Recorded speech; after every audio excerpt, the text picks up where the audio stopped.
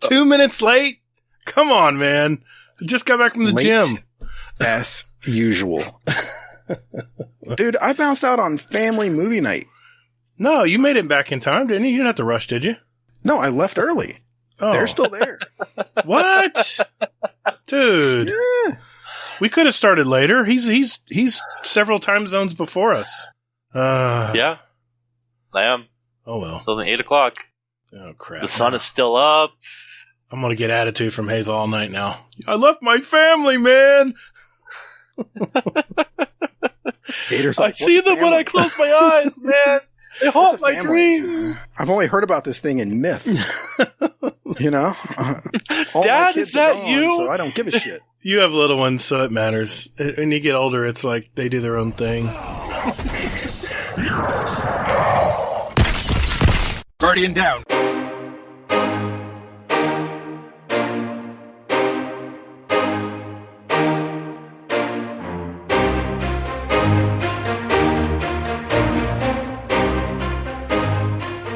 Hey, what's up, everybody? Thanks for hanging out with us today. Welcome to episode 153 of Guardian Downcast, a Destiny podcast. If you love to play the game Destiny 2, then you come to the right place. We're a couple of gamer dads that have played Destiny since that day one release back in 2014, and we're just as passionate about it today as we were back then. We share the stories of Destiny content creators and community members, and also discuss key topics and news within the game and community. We're the show that asks, how do you play in the Crucible? I'm your host, The Gator. And my co-host Hazel is here as always. How you doing, man? Not much going on this week. Found out like one of our merchants that we work with, they went under. So, yeah, that means a lot more work for me and everybody else. So, this week has sort of been hell on earth, and we found out that they went under actually like 2 weeks ago, so that explains why I've been missing in action in the Discord. So yeah, I was wondering what was going on. Yeah, we missed you at Scrims, and then my internet blew out. Right, yeah, the infamous internet, yeah. No, it did. I just got it. I didn't have it for 24 hours, dude. But no, I mean, how's everything else otherwise? Everything good? And the family, everybody's good? Yeah, everybody's okay. You know, it's just life, man. Just kicking ass and everything else. I hear you. What about you? Yeah, it's been a good week. Hot. I know everybody's just boiling right now in the United States. I don't know about Canada, but I've been seeing the weather reports, and we just got our first day of rain here. I mean, in the whole week. So it's been really dry and hot, which is not like Florida at all. But it's a dry heat in Canada, like everywhere else. Yeah, it's a dry heat. Florida, exactly. Right? Exactly. Yeah. Elmer Fudd, it's 74 degrees out. That rain really cooled things down tonight. It's really nice. 99% humidity, though. That's the bad thing. You know, it feels like 85. So anyway, yeah, it's been a good week. Great week of Destiny. I'm looking forward to doing some more Destiny this weekend. But we have a brand new guest on the show tonight. He's been a very active member in our Guardian Downcast community. And I have to admit, he's been a tough contender for most of us here on the PvP side of things on our Scrims Nights that we have every week. He's a Canadian that truly helps out our community whenever he can. It's Mr. Munky. How you doing tonight, man? I am present for this experience. What does he sound like, Hazel? I'm just trying to decide who he sounds like with that response. It sounds like sarcasm. I know that. Sarcasm. Okay.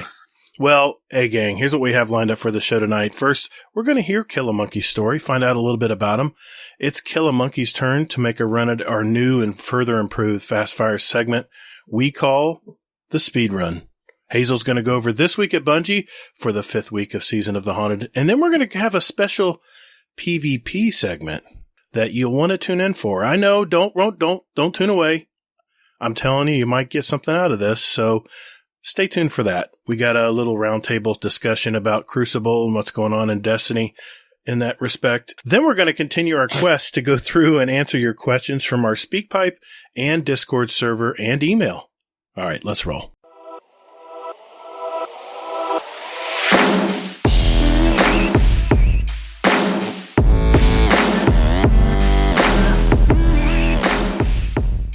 Thanks for listening to Guardian Downcast. You can find us on Twitter at Guardian_D_cast. Or you can find us on Instagram at Guardian_Down_cast and see what picks our weekly guests want to share with you. Or just visit our website at guardiandowncast.com for all the contact info and where else to find us. And you can also play any past episodes you like in any order you like, right from your browser. Man, don't or me. Hey, Guardians, and while you're at it, follow our Guardian Downcast show playlist on Spotify and iTunes. We post those links in our show description every week. So check us out, and later, Guardian. Toddles!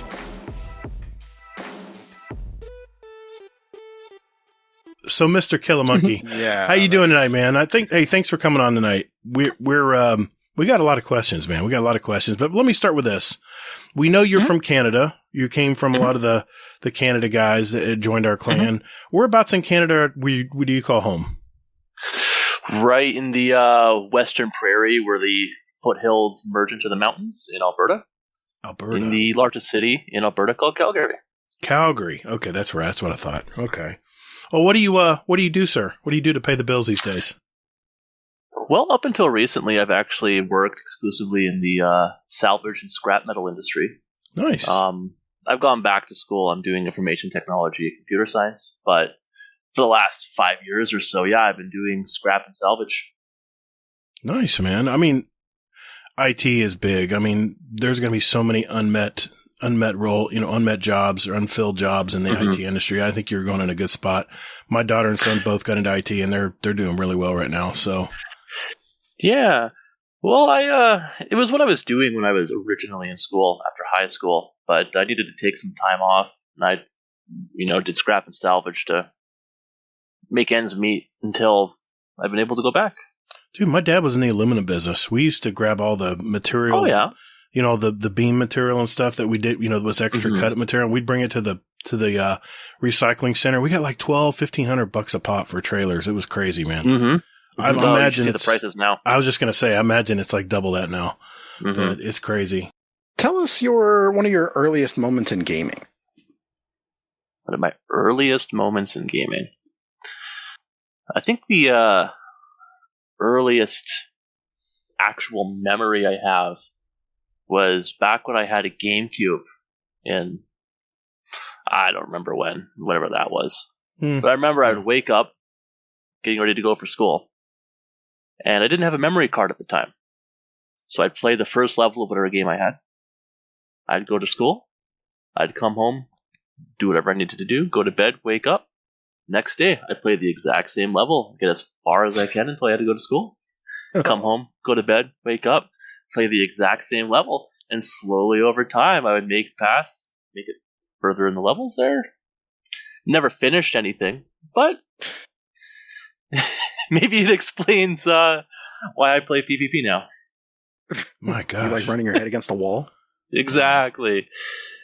I don't think the game. Yeah. I want to say it was like Ratchet and Clank or something, but I think that was on PlayStation and not GameCube. I'm not. Yeah. Yeah, it was GameCube. Maybe not Ratchet and Clank. Maybe it was something like that. I can't remember. It was one of those styles of games. The sort of like action adventure games. Yeah. I got you. Nice. So I'm trying to think. I don't think the Atari 2600 had a memory card either. I think you went as far as you could, and maybe it imprinted it on the cartridge. I'm trying to remember how we got saves on that. I don't think there were saves. Anyway, reminiscing. Well, sir, how did you come across Destiny? What was your journey to find Destiny? So I didn't play the beta like a lot of the original players. Actually, I got Destiny not launch day, but the end of the first week. One of my friends, I was playing Battlefield at the time, actually. Nice. He had just finished playing the Destiny beta. I asked him, should I get this game? That friend, as you might know, is Austin. You might have seen him around. Austin Darksaber. Austin Darksaber, give him a shout out. He said yes. I should get it, and here I am today. Wow, you guys have been together a long time then. Mm-hmm. Wow. I've known him since childhood. Wow, that's awesome, dude. And a lot of those guys are all from the same area, right? The same city? Yep. That's nuts. That is so crazy. Huh. Well, I'm just curious, what is it about Destiny, man? I mean, you've played Battlefield. I'm a Battlefield vet as well. I played all Battlefield 3s, and I didn't play Bad Company 2. That's what I started with. See, I was still in Call of Duty land, but I didn't realize I know Battlefield 3 is my first Battlefield game, and I was hooked too. But, you played Battlefield, you played a lot of other shooters and stuff. What is it about Destiny, man? I mean, it's not a competitive shooter, but what is it that just keeps us playing this? It's a tricky question. I don't know. I think for me, it's there's so many builds and combinations. It's always finding the next thing before someone else can. Okay. And you definitely you got that down, man. Yeah. But for other people, I'm not sure. I know some people like endless farming and headbanging against the wall, but I'm raising I don't know. I'm not sure. Yeah, I'm the farmer. Man. You. Yeah. I did something that you'll probably shun me for. Not you, Munky, or you might, but... You fight your Titan? I'm all ears. I may or may not have spent 1,000 bright dust just so I didn't have to do any more bounties. Imagine that. Using bright dust to get ahead. Or silver? Or silver, I meant. Silver. Oh, okay. Silver. Yeah. Oh, so you bought some levels to finish your pass out? I'm like, yeah, I'm done doing fucking bounties. I'd much rather just pay money than waste my fucking time doing this bullshit. Oh man, I can't laugh because I've spent silver in this game. Yeah, but not to get levels though. No, that's easy stuff, man. But I know why you did it though. You wanted that damn ornament. You wanted that you want those Skeletor ornaments. I get it, man. I get it. They're the coolest ornaments I've ever experienced in any seasons. Yeah. And I don't know. I just find bounties just stupid to do. Agreed. Agreed. It's just a routine. It's just a routine thing I do in the mornings before I go to work. It keeps my mind busy. It's redundant, yes, but keeps busy. Anyway. We were talking to Killer Munky here. Yes, exactly. Well, before we get into the Destiny talk, what else are you playing these days, or if anything? Well, the last few weeks I've actually been playing Battlefield 2042 again. Oh, I'm all ears. We had the first season for that came out. I've been playing I've heard great things, actually. Well, we got a new map, and the best thing I can say about it is that the map feels like a Battlefield map. Okay, that's good. If you played Battlefield 4 with the Final Stand DLC, there was that one map which was on the mountainside, all vertical, and there was the launch pads going up into the hangar. Mm-hmm. That is the closest map I can compare it to. Okay. I absolutely love it. Was that the one you could fall off the edge of the cliff down to warehouses below, and then into a cave? Like a giant underground. No, that's a different one. Yeah. Same DLC, different map. Yeah. Gotcha. Okay, you said cliff. I was just curious. Mm-hmm. Yeah, we used to fly Humvees off that thing. Yeah, I've had lots of fun on this map, actually. I've been flying helicopters through the tunnels that are exposed. Nice. So it actually takes place in the Rockies in BC. Okay. But there was a mountainslide or a landslide that exposed this underground facility. So basically you have a lower area and an upper area with like the landslide connecting them. Then there's tunnels running through the mountain. Yeah, that's kind of like that one map I'm thinking, but I'm curious, man. How's the player count? I mean, are you playing a lot of bots, or how's that going? I had trouble initially finding players, and I realized I have crossplay turned off. So when I turned that back on, I haven't had a hard time finding players. I actually have been making basically zombie private lobbies, where it's just like 10 players pushing against like 5 times speed bots with knives. I host one of those, and it immediately fills up. Nice. That's pretty cool. I forgot about the custom games you can make. Mm-hmm. Yeah, those are cool. Wow. Man, Awesome. if they just would have launched that game right, they'd have so many players right now. Mm-hmm. Yeah, if they would have delayed it 6 months and released it in the state it is in right now, it probably wouldn't have flopped so hard. It's still a bit light on the content, but yeah. Oh, I know. I paid for that content. I'm probably just so I feel better about myself. I'm probably going to have to jump in and play season 1, at least jump in and see what it's about. But give the new map a shot. Yeah, I've really enjoyed it. I still got it on my hard drive. I can't get myself to the money I've invested in that game. I just can't get myself to just totally throw it away. But I mean, I got Elden Ring sitting on my hard drive too, and it hasn't been touched. So I'm trying to get. Oh, you have to play that, obviously. Yeah, it will be played. But yeah, I mean, but I've heard really good things about like this first season of Battlefield, though. Like people are actually saying that it's like really good and reminds them of old Battlefield. And yeah, they fixed a lot of the bugs. Like there was the controversial plus system when Battlefield launched, but I've had lots of fun loading in with my shotgun. You know, changing to slugs when I'm in the open, getting into the tunnels, changing to buckshot and a shorter barrel, putting on my laser sight, getting back out, getting my scope back on so I can see further. It's been lots of fun with the system it is now. It's still a specialist system, right? It is still a specialist system, unfortunately. That's probably the biggest thing holding it back. Yeah, that's okay. I mean, it was different. They tried something new and they just didn't work. But that's okay. I mean, I don't fault them for trying something new, but anyway, that's a rabbit hole I don't want to go down tonight. Too many bad memories of that game. Keep that up. He'll put away his coffee for beer. I will switch to hard liquor. I've got some. Maybe something stronger. I got some cognac here. I can get some of that. I have eaten too. It's appropriate. Okay. Let me ask you this. What is it about Crucible that keeps you hooked on Destiny 2? I mean, you play a lot of Crucible, a lot more than me. And what is it about that game type? I mean, I'm assuming you play the PvE too. You play some dungeons and raids and all that too. Oh yeah. Oh, he does. Yeah. But what is it about Crucible, man?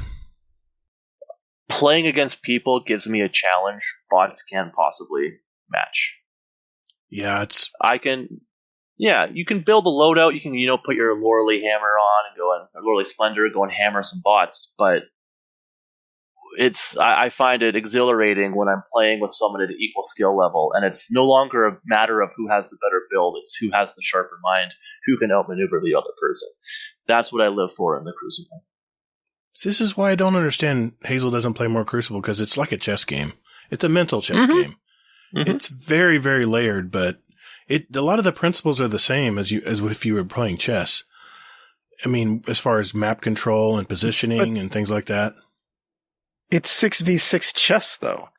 It is. I mean, it's not exactly control over the other people. But when you break it down into like the micro aspects of Crucible, the strategy, it's 1v1, or 2v2. It's those moments where Crucible thrives. It's not like chess, though. Okay, maybe checkers. Maybe checkers, okay? Checkers, come on, man. All right. I don't know. I think it's more complicated than just checkers, but okay, I can see. It's like tic-tac-toe.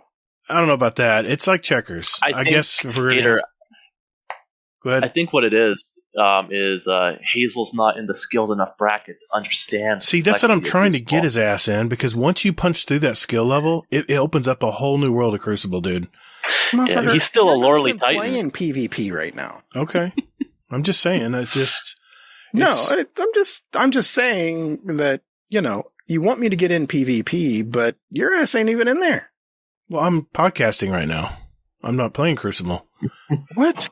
I have to run a podcast. Listen to this guy right now. Right? I'm not talking about right now. Oh. Yeah, where were you on Wednesday? Wednesday, I played one game. No, I'm going to explain. I played one game of and then your internet broke?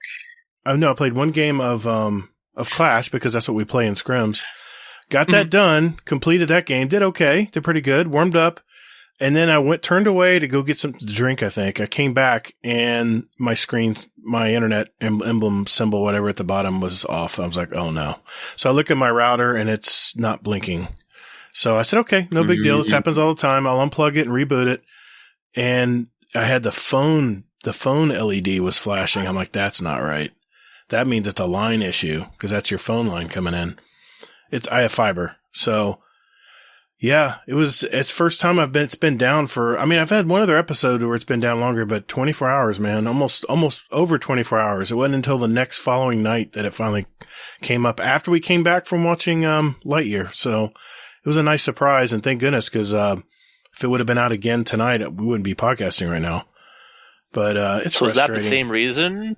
Same reason you didn't show up last week for Scrims as well? Last week was birthday week. I was celebrating birthdays. Last 2 weeks have been birthday weeks for me. I haven't been able to do much unusual night stuff. Yeah.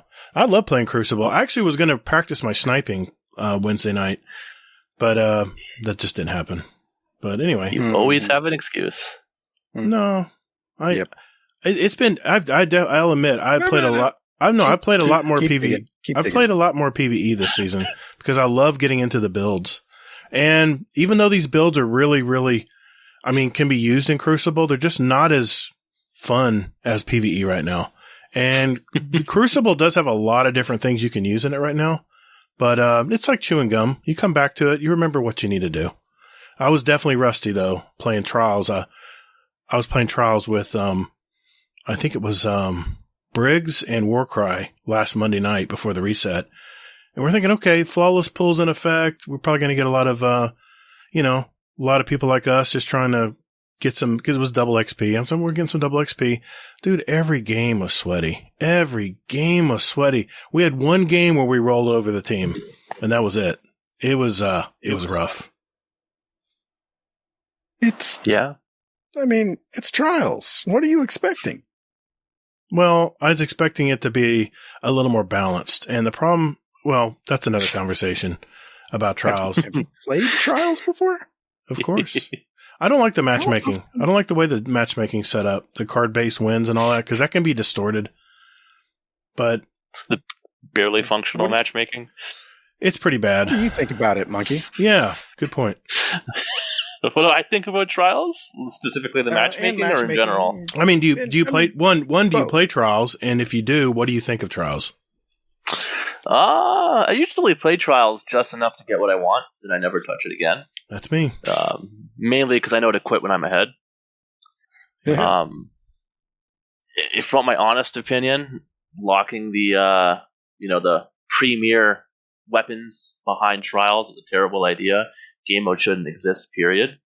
But that's just my opinion. I know some people like Trials. Why do you feel that way? Well, when you have a game mode as intrinsically competitive as Trials, what eventually happens is you start losing your player base. All right? If somebody goes, I want to get this, I want to get my Igneous Hammer because it's the meta right now, but I can't play Trials. Well, then I'm just not going to play Crucible. I'll just go do something else. Right? It hurts the player base. Well, what I usually find out, and correct me if I'm wrong here, Munky, usually the first part of the season when the new weapons come out, like for me, it's the fusion rifle and the sidearm is what I'm wanting to get, the Forgiveness. And once I get those, I'm probably not going to be back. I'll get my weapons. Hopefully I'll get a few good rolls. I'll get some Ingrams to toss in there, try to get a few different rolls. And then I probably won't be back because I'm only in it for the gear. It's far too painful playing that game type, to have to take all the, God, it's just brutal. I mean, it's play to win, man. You're definitely playing to win all the time. It's all the cheesy, all the, you can look at someone's loadout and know right away if they're sweaty coming into Trials because they all use the same things. Gator, okay, okay. I don't know how you're coming down on me. You're the one that plays very little Crucible. But I think that you're misguided regarding Trials, though. I have no clue how you understand. Well, I got to hear this. Go ahead. Okay. Because what do you think the purpose of Trials is? It's a looter shooter game, dude. We're in it for the loot. It's in-game content. If you're not playing to win, then why are you in in the running for it. Dude, I can lose 60 straight matches and just get a few round wins in between. I can get a ton of Ingrams at the end of the night. Is that worth it to you? It's not very worth it to me, but there's a lot of people out there who want the weapons. And once I get the weapons, I'll probably just won't be back. Because let's face it, like this weekend, for instance, it's freelance trials, right? And from what I heard, it's not a good time to bring a team in. You definitely want to go in by yourself because it's most of your player base is going to go to freelance if you don't have a 3-stack. But normally, if you don't have a good 3-stack that you played with for a while and know how each other plays and moves around the boards, you know when to move in because you know that player's play style. There's a lot of subtle things about team building, and you pick up on it when you just get a lot of time in playing with teams. And if you're playing with new people every night, you don't know how they play, or maybe they all play passive and you don't have someone who's aggressive who can push. It's really tough to do well in trials because it is an aggressive game type. It's very hard to be passive in this game type. It's hyper aggressive to the point sportsmanship takes a backseat. It does. Yeah. And it should. It's all about outnumbering your opponent. It's all about the 2v1s or the 3v1s. And that's what just irritates me is when I'll make a good move and kill one of them, but then there's 2 of them behind them following up on the shot. It's just a numbers game. Is that your fault? I mean, or is that their fault? It's just a game, man. It's nobody's fault. It's just that's the game type, and that's why I'm not drawn to elimination type games.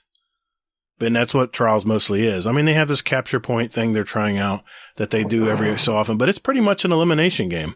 And I've never liked that game type because there's no respawns. And as soon as the numbers are down, they push, and they push hard.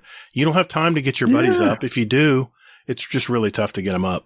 So it's all Trials. If you want to break down elimination Trials in one sentence, whoever gets the first pick wins. That's literally how Trials. Not always, but I guarantee you 80% of the time, one who gets the first pick wins. Because good teams, as soon as they get that snipe or they get that pick and they take the first player down, when it's a 3v2, good players will immediately push and the game's over. The round's done. Munky, chime in, man. Mm-hmm. I think the other thing to keep in mind with elimination is you see a lot more 1v1s than you do in something like Clash or Control. So not as chaotic. In a 1v1. Yeah, it's not as chaotic. You see, usually the end of the match revolves to a 1v1. Shoot. Right? If it's an evenly balanced match, one pick, 1v1, right? Sure. Ideally, yes. In that case, in Trials, it's never about who's the better player. It's about who has the shotgun and who doesn't. Isn't that the truth? Yeah. I'm sitting here, pow, pow, pow, pow, pow, with my sidearm. He slides in, no flinch, slides in and shotgun, I'm dead. It really is. It's about the shotgun. I mean, the shotguns are still dominant in this game type. See, that's my point, though, is that if you want to be competitive, you have to use the meta. You can't use an off-meta brand unless you're like cool guy. That's what I said. It's all the cheesy setups. It's all the trite hand cannon shotgun setups. That's what it is. But that's the meta, though. I mean, that's the reason why it's the meta. That's what a meta is, basically. It's the fastest way to kill somebody. And if you were to say that same meta for 6s or more larger team-based games, then it's not the meta. Shotguns have a very hard time in 6s because teams usually communicate or they have to get pretty close to someone to get that shotgun shot. And don't get me wrong, I do too. I've used all kinds of different shotguns, but it's just not my play style. But if I can snipe you before you even get close to me, because it's more teams, there's more players defending, there's more players keeping a front in place, there's a lot more weapons. Your meta opens wide open when you play 6s versus 3s. 3s is a very set design, very set roles, very set weapons. And if you're playing to win, you have to use those weapons. Mr. Munky Mr. Munky defies that because he'll kill me with a damn auto rifle. I'm like, how the hell did he do that? Well, then I look, it's because he, huh? I mean, not Mr. Munky, Killer Munky. I know I'm going to make that mistake a lot tonight. But he'll kill me with an auto rifle. I'm like, how the hell did he kill me so quick? Well, then I realize he's got it. All his build is set up on this roll on this weapon, and it makes perfect sense then. But it comes when you're playing Trials or Elimination, the game type, the game style, the weapons used have not changed. since the game has been open to the public. Mhm. What do you think, Munky? I think another thing to keep in mind is we recently had a Crucible balance this season. Mhm.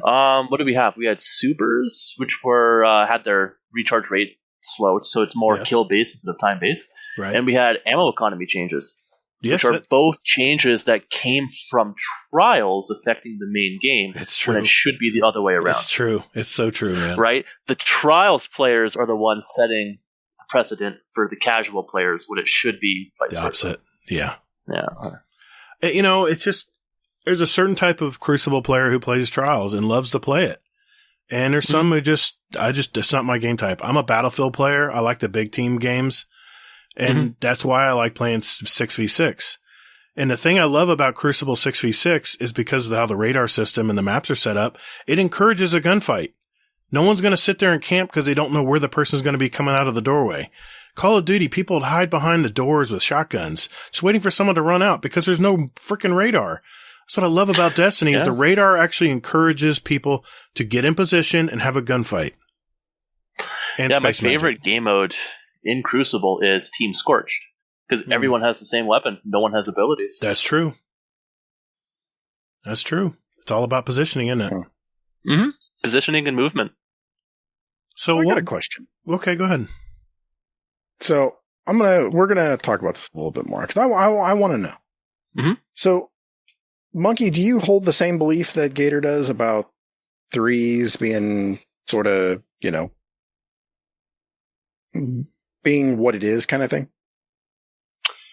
I mean, threes has its place. Usually you lower the player count, it becomes more competitive.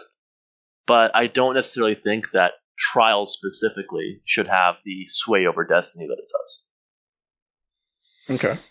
So, controversial topic here. What would you guys think if they went back to fours? I would like it. It'd be something different to try. And the maps are made for fours, by the way. Always have been.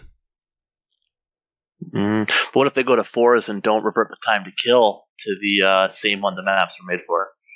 Well, we're assuming everything's equal, right? In this question? I'm basically saying, Bungie wakes up tomorrow and goes, hey, you know what? Let's go ahead and do fours. Let's just throw an extra person in trial. Mm-hmm. For those same loadouts, same everything. Yeah, for those of you who may not know what we're talking about, when Destiny first came out, Destiny 2 Vanilla, it was a 4v4 system. And there was no trials or anything. Special. Yeah, it was 4v4. It was trials. It was just Trials of the Nine. Trials of the Nine, yes. And it was a double primary meta. It was I mean, what'd they put the fusions and all the shotguns? They put them in the heavy slot, didn't they? Heavy slot. Right. Oh, yep. Man, that was brutal. Yeah, I think the main thing is if you revert to the old player count. Well, it was made for a different game, basically. Like the Crucible we have today. Right? The problem isn't necessarily so much that, an extra player will make things off balance. It's that, an extra player is another special weapon in the economy, True. right? Special weapons dominate in Crucible. They do. That's why they limit. I don't think adding a player to Trials will make it better or worse per se. It'll just make more BS. I played more 4v4. moments where you get more moments where you count their shots and then you get killed by another person who still had ammo. It adds another level, that's for sure. But I played Trials of the Nine. I went flawless a couple times, but it was a stair step thing where if you got to 3 wins, you went to a certain level and you got certain rewards. For certain chests would pop up. I kind of like the way the Trials of the Nine was set up, but it's kind of the same thing anyway. You're just going to St. 14 instead. Or actually, it's even better. As soon as you get your 3 wins, it just drops in game. In your post game, it just drops. It just appears in your inventory. Right, but I was just curious because, again, it sort of seems like we're migrating our way back to, D2 vanilla to a degree. Mm-hmm. Fingers crossed. With with the economies and things like that. So that's the reason why I was wondering, what if Bungie did go back to that and people are like, like, hey, this is the greatest thing ever. And then Bungie's just sitting back, giving everybody the finger going like, this is the way it fucking was, 4 years ago. I don't see the Mida multi-tool double primary meta coming back. I don't see him making that mistake again. I'm game for it though. I mean, you would the one thing I learned from that double primary meta, that first who's the better shot? Not only that, but you definitely played with your team, because if you faced more than one player, you were dead. There was no question about it. You were going to die. I don't care how good a shot you have. The two guns, if even some of the shots hit you, you were going to be down. I have not had as many gold medals in Destiny, like reruns and Ghosts in the Nights, that sort of stuff, as I did in the first season. Really? First season Destiny, it was purely who's the better shot wins. Did you play? Right. Did you play with a team in vanilla, or did you play by yourself? I played by myself. I would just win every gunfight because I could have better accuracy than the other person. Wow! And then now it's who has the better special weapon. It's like who has. I have better aim assist on my sniper, so I won this engagement. I had more range and slide shot on my shotgun, so you lost. Like it's like you get them down to a sliver. They're just bull rushing you, and they slide and shotgun you, and they win. It's so frustrating.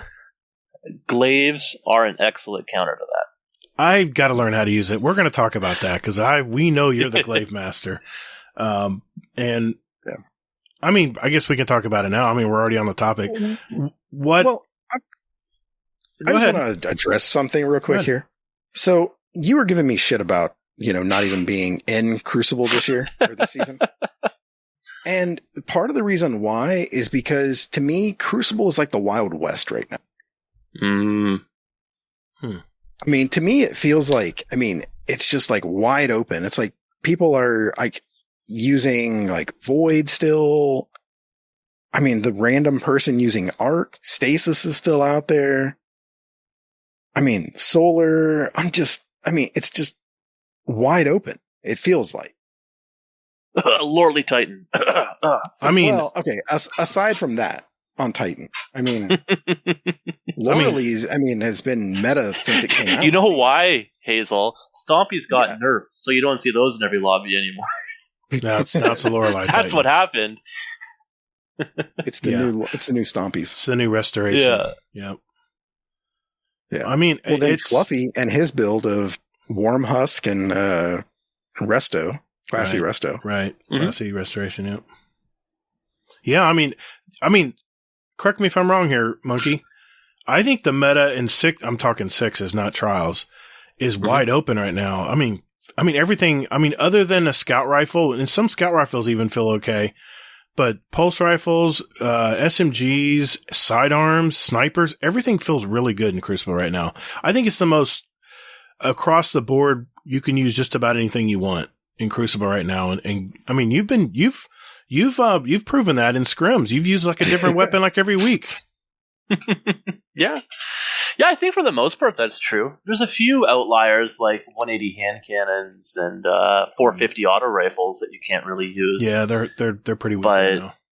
Yeah. Okay. But aside from that, we'll make sure we add those to your kit when you give us the option to pick for you. 180 hand cannon. I'll pull up my old prosecutor from season 1. There we pull go. it over the vault. Surprise. Man, how did we get off that? We got off that topic quick, didn't they? Well, we're gonna talk a lot about Crucible toward the latter part of the show. We got a lot of stuff we're gonna talk about in the Crucible. I just want to make sure we get the full interview through here. I know we can go down rabbit holes on Crucible. There's a lot of talk there, and why not? Because Miss Kill a Munky here is very good at Crucible, so it makes sense to talk Crucible. But I'm just curious, Kill a Munky. Mm-hmm. Dude, what's up with the gamer tag? The gamer tag? Your original one. Your original one. yeah. It was originally Killa_Monkey619. Right. That was the original one. Yep. The 619 was actually from Rey Mysterio.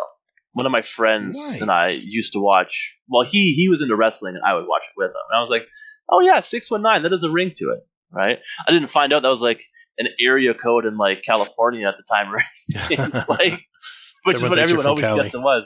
Yeah, no, it was a Great Mysterio, and then Kill a Monkey. It was just, I don't know. It was like, if it had any like origin, I've lost it at this point. It might have been something like someone said at some point, like you're like a monkey or something. I'm like, Kill a Monkey. That kind of like goes with it, but all I remember is looking for like PlayStation IDs and, you know, taken. This one's available. Yeah, sure, let's go with it. Yeah, I know how that works. Yeah, that's pretty cool.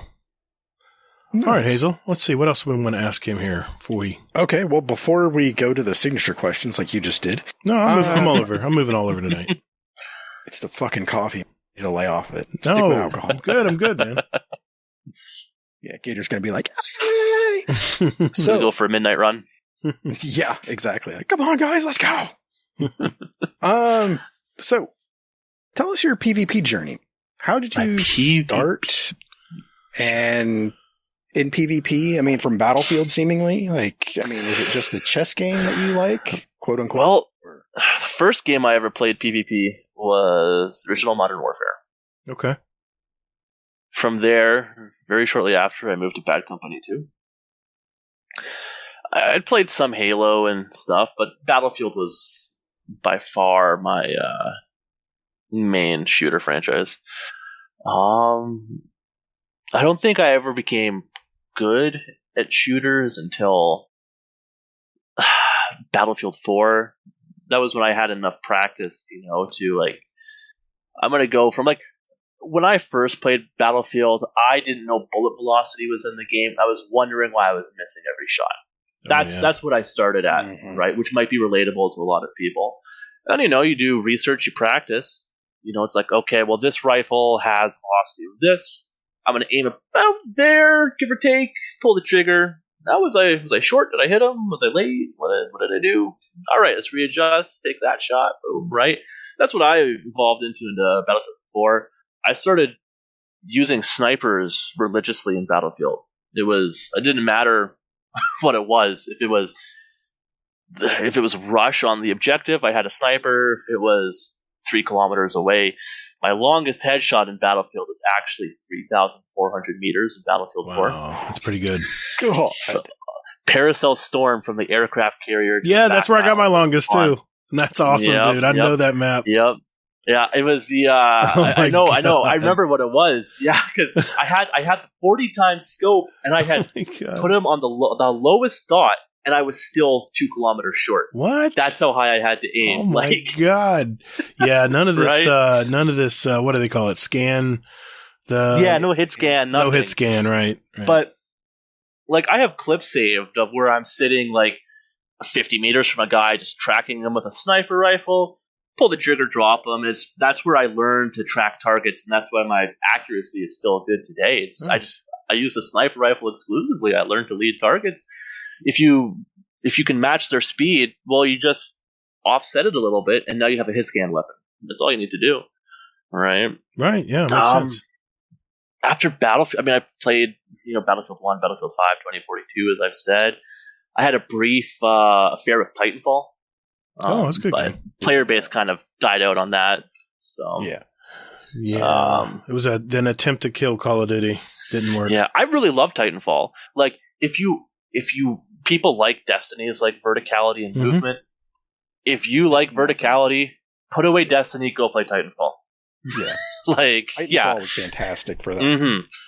It's still active on PC. I think there's still there's still a player base on PC. Put down Destiny, go play Titanfall. Yeah, for sure. Yeah, Battlefield is Respawn as well. It's made by Respawn as well, the original Call of Duty creators. Yep. So, Battlefield is where I trained, but I think I've always had this mindset with PvP of, if you train with, ankle weights, would you take them off, you'll be better. Yeah, that's a great analogy. Because Battlefield, the skill ceiling was super high, man. Mm-hmm. I mean, the people. Well, I remember. Good. When I started playing Battlefield, the first sniper, like Battlefield 4 is where most of my PvP came into focus. Okay. I remember, well, I have this rifle in Bad Companies. I'm going to use it. All right, I got the 500 kills with that. I have nothing left to achieve with this. Toss it to the side, pick up the next one. Yep. 500 kills. Toss it to the side, pick up the next one. It got to the point where I had one sniper left, which if anyone's played Battlefield 4 listening to this, it was the Scout Elite, which was infamously hated by the player base because it was the only sniper rifle that couldn't one-shot headshot at range. Oh, yeah. It was a faster firing one, wasn't it? It was a faster firing, and people don't know this. That had the fastest aim down sights time and the highest hip fire accuracy. I know people tried to use it as a scout rifle, but it just wasn't fast enough firing as a scout. I learned to quickscope with that thing. Nice. I didn't learn in Call of Duty. I learned to quickscope in Battlefield. Really? With that thing. I fell in love with that rifle. And when I go to Battlefield 1, after I've been using that rifle for like 2,000 kills or whatever, right? Mm-hmm. Suddenly it's like, well, I've been training with the worst sniper in Battlefield 4. I can point at a target. I don't even need to zero my rifle. I know exactly where to aim, pull the trigger, done. All right? And it's just like, I do the same thing in Destiny. Hence the ankle weight analogy. Mm-hmm. Mm-hmm. It's like in Destiny, like if you can outplay someone with a glaive, you can outplay them with a shotgun. Like, all right. When I was playing Destiny, Destiny 1, I got the first curse as soon as I could. I don't know if you remember that hand cannon. I remember D1. it. Yeah. First curse, right? I remember it was hard to get it because you needed to get 3 precision kills with a 7-round magazine on a hand cannon. Oh, it was tough. For those of you who don't know, a hand cannon takes 3 shots to kill to the head in Destiny 1. So you need 9 shots, but you only have 7 in the magazine. So you had to land every shot a headshot to get it. Yeah, remember that. I got that. I've been using 120, 110 hand cannons, whatever you want to call them, since D1, since I got that. We get to Destiny 2, they buff 120 hand cannons, and I don't lose a gunfight for a year. Nice. I've been using these things for like 4 years at this point. Wow. I remember that first curse. It was a pain to get that. Mm-hmm. It was you're talking about the mission to get the weapon, right? You had to get. Mm-hmm. Oh, yeah, you got the. Took me. That was the longest weapon with no perks from Banshee. That was the weapon that took me the longest to get in Destiny 1. It was a really tough one to get. Yeah. Yeah, it only had triple tap, I believe. Oh, it was so bad. It was like one of those weapons that was blue, and then it turned into the first curse when you got the objectives done on it. Mm-hmm. Yeah. God, that was tough. Yeah, just like Rose turning into Thorn and D2. Exactly. Same thing. Yeah. Yeah. Or Husk of the Pit turning into Idol and Ally in the Necrochasm. That's right. I wish they'd bring that back again. I like that. Fingers crossed next season we get our Crota raid back. I know people like King's Fall and whatever the other one I don't care about was. But King's Fall. Wrath. We need those weapons, dude. Those King's Fall weapons are badass. But Crota has like such a place in my heart in Destiny. Like, oh God! Thank you. You guys need a room. I got my Flawless Raider trophy done. I 2-manned Crota with a friend. I got Flawless Raider. See. Hazel, you want to tell them the story? No, I'm all for it. Let's hear it. I did it solo. Oh yeah. And then I was getting people Flawless Raider, so I was like just having people like join up and go like, "Hey, I need Flawless. Can you help me?" And I'm like, "Yeah, sure, that's fine." And yeah, I would just carry them basically. I remember when I was doing that with my friend, it was, okay, well, who's going to do what? It's just like, well, I have Gallahorn, you don't, so you can sword Crota. Like, yep. There's no argument here. Like, you can do that. I have Gallahorn, shut up. I mean, I got a lot of memories. I 2-manned Crota. Well, I had the galley and he had the sword. And there's a lot of memories there, but man, they just they revamped that raid already in the first. Yep. I don't know. Yeah. See, the thing for me, I think, is King's Fall is where I met the players who eventually led into the group I play with now. Okay. And if anything, I regret that raid for that purpose. Why so? Why so? As much as I love them, sometimes I wish I'd never met them. And I'm sure they feel the exact same way about me. Well, what is it? The Canadian stubbornness, or what is it? I don't know. Okay. I don't know. I think I just played with them for too long at this point. We just irritate each other. Okay. We know how to get under each other's skin. Never heard of that before. No? I don't know what you're talking about. Right. I know what you're talking about, right? Yeah. I hope it's King's Fall, just for the record, because those weapons were fantastic, and they had a lot of different kinds. That sniper, I want that sniper back. Anyway, geez. Man, we've been on tangents tonight. Well, there's no guarantee. There's no guarantee that they're going to bring back that weapon. Well, you would hope they would, but, I mean, because they brought all the VOG weapons back. Just about all of them. Just about. But that's what I'm saying, though, Gator, is that there's no guarantee they're going to bring back those. I get that, but I don't know. They didn't bring back, what was it? They didn't bring back rifle. The pulse rifle. They didn't bring back either. Oh, that pulse rifle was awesome. You want a honest opinion of mine that's going to upset a lot of people, I think. So this season we go back to Leviathan for the first time, right? Mm-hmm. Mm-hmm. People love Austringer and Beloved. Right. I say screw those weapons. We should have got the Leviathan raid weapons back this season. Oh, those were good. Guy. Those were good too. Yes. No, get rid of Austringer. Give us Midnight Coup. Oh, I love that. That's the only hand cannon I loved to fire was that one. Yeah. It was smooth as butter, man. It was a 180, wasn't it? Or was it 140? I think it was 140. 140, yeah. Yeah. A lot of people use that hand cannon. Yeah. It was crisp. Oh, man. Good memories. I ran a ton of Leviathans. I love that raid. Mm-hmm. Yeah, I know what you're talking about. I mean, I really like the sniper rifle though. I have 2 more patterns and I'll have that one where I can start crafting it. But I don't care less about the Austringer. I know a lot of people like using that. Agreed. But I mean, it's okay. I never liked it when the Menagerie was out and did it, but I don't know, man. That sniper rifle is very crisp. Oh, I'll let you in on a secret, Gator. You know the Waking Vigil hand cannon from Dream City? Yeah. I was looking at stats the other day. Mm-hmm. Apparently, that thing, if rolled properly, has better stats across the board than Austringer. I like the feel of that weapon. It's very smooth too. That's probably more the other hand cannon. Yeah. More range, faster reload, less recoil. It's very smooth. Has a big open sight on it. It's a nice hand cannon. I'm not a hand cannon user, and I just gotta have a nice clear sight. These tiny little laser sights they put on these hand cannons, I'm an old guy. I need a bigger sight. I need a bigger sight picture. I'm not quick enough let's face it, I like assault rifles too much more. But I totally agree, dude. I loved all the weapons. I still have the pulse rifle from from the Leviathan. I refused to get rid of it because it was such a smooth, it was a 390, I believe. Here, I'll look it up. I believe it was an adaptive, 390. Yeah. And they're okay. Yeah, I still got it right here. It's called the Inaugural Address. Yeah, I've got a ton of kills on that rifle. Mm-hmm. I have a memory, Gator, in case you didn't notice. I know you do. I wasn't saying you didn't. I miss those weapons. Leviathan was wife. Oh, Leviathan. Yeah. Leviathan was a great raid, man. It was a great raid.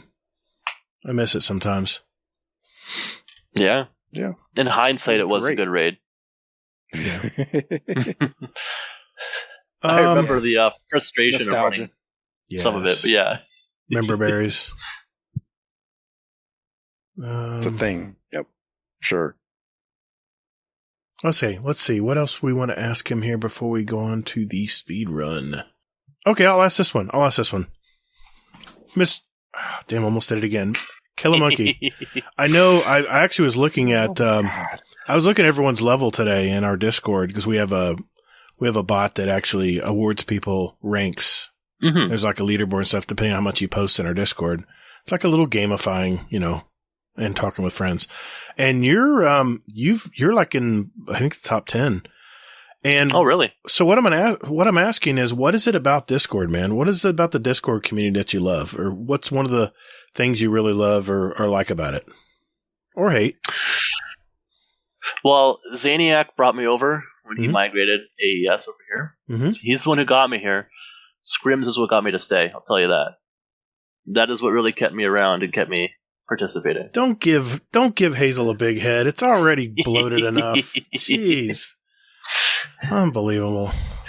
Yeah, it was like, I have more people to play with now. This is cool. And it's like, oh, we can do private matches? Well, I've been wanting to do that for forever. Right. Like, I love private matches. Yeah, we talked about it for the longest time, and we Yeah. just weren't pulling the trigger on it, and no pun intended, and then Hazel finally says, you know what, F it, I'm just going to start it, and let's just do it. And it's been a real good success, man. We've had a lot of people every week that join up. It's lots of fun. It's fun seeing the numbers go up every week. You've been keeping stats, too. You have like a stats printout or something? I do. I have a program that pulls everyone's combat rating, as it's referred to by Bungie, from their API. That is really cool. Yep. And then he'll send that to me, and then I'll go ahead and make teams based upon. Well, if you would have been at Scrims on Wednesday, Gator, you would have known our match, or the match that had the furthest point difference was 10 points. That's good. That's not bad. That was the furthest lead in points there was on Wednesday. I love that. I love close games. Nice. Yeah, the first match, I think, was it was 1 point difference. Okay, so it was neck and neck. You could only use one hand on the controller. Was that what happened? No, that's for a later project. Okay, fine. All I know is when I played your team, we got smoked. I was like, I've never been so frustrated. I was like, I'm not going to get mad. I wonder. I think that's the reason why Gator doesn't play Scrims. Oh, I like the challenge. Don't get me wrong. I like the challenge. I do. Well, we had that one match where it was a comeback. When you were on my team. It was a close match. But I just want to point out, the first time you were on my team in Scrims for half the match, you sat there eating a sandwich. So, well, I was late. I was late, and I was just downing dinner. That's true. I remember. Damn, I don't know if anybody remember that. Yeah, I was munching down a sandwich. Yeah, probably coming from the gym. On my team.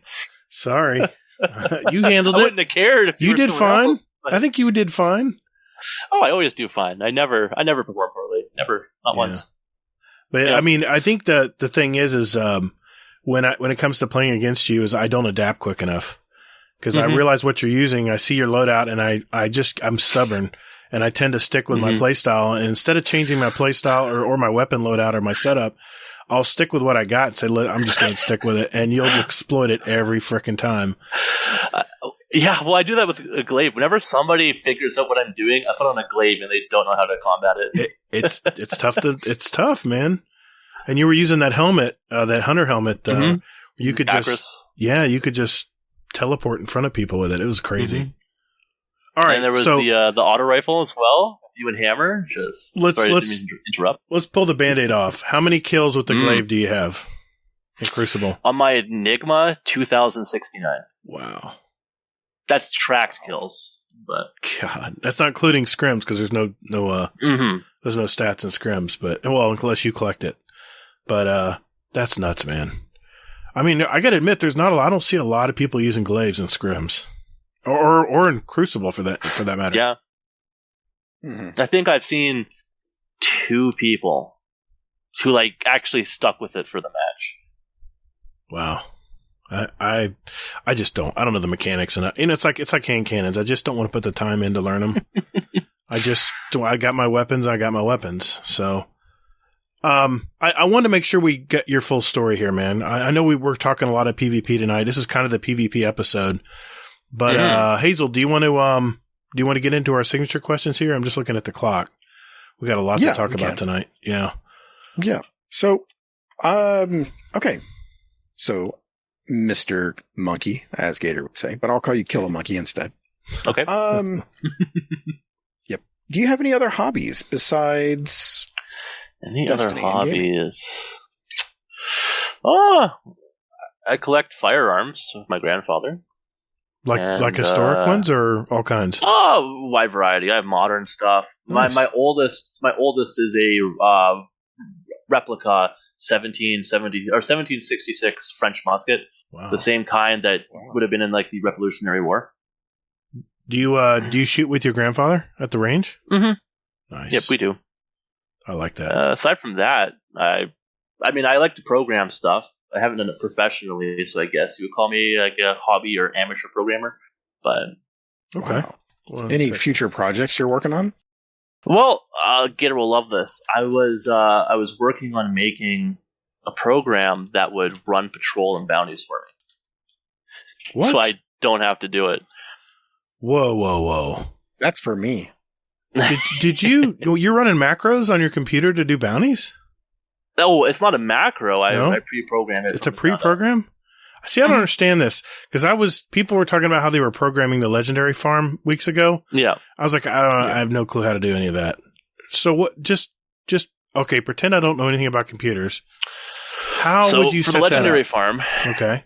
What I did, I know some people with a macro, you would basically start recording, do the full process, looping to the same screen, and then stop recording and play the recording. What I did was I went in and did the process once and just wrote down every step I would need to take to do it. Went into my program. I mean, if anyone knows anything about programming, I use Java as the language for mine. Normally not what you think for like automation and stuff, but Java has an automation library that can take control of your mouse. That's nuts. I used that. I just went through, I just pulled coordinates off of images from my monitor for basically everything, right? Wow. Went through, programmed everything, set times between everything. Just went through and let it do the loop. And then it would get to the point where it goes to buy more resources. And it would just take a picture of each of the 4 resources that were on the screen. Right. And just compare it to see if any of them were what it needed to buy Glimmer. That sounds very complicated. Yeah, but it was fun. But you just wrote a program. Yeah. See, I'm lost. I couldn't do that. It's how I get stat numbers for scrims as well. It's really? Just a Python script. That is pretty cool. My son probably knows what you're talking about, but I have no clue, dude. That's over my head. I don't know about you, Hazel, but making... No, I follow. It's not anything too crazy. You're just old, Gator. Whatever. The future is now, old man. That's it. I'm taking my toys and going home. Aren't you already home? I am. Okay. Do I have to explain that to you? I love this question because I never know what kind of answer I'm going to get. What is one you won't thing? Expect this. What is one thing about you that our community might not know about you? I have a hand grenade on my desk. What? Is it active?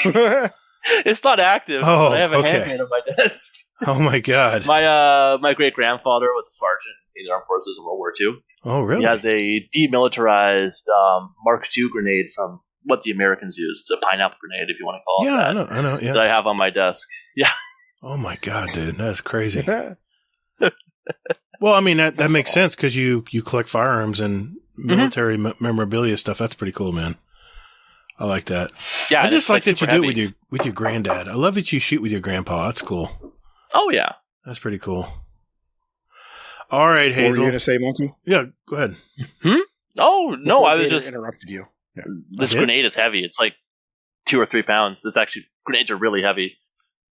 Yeah, imagine that exploding and all those bits going everywhere.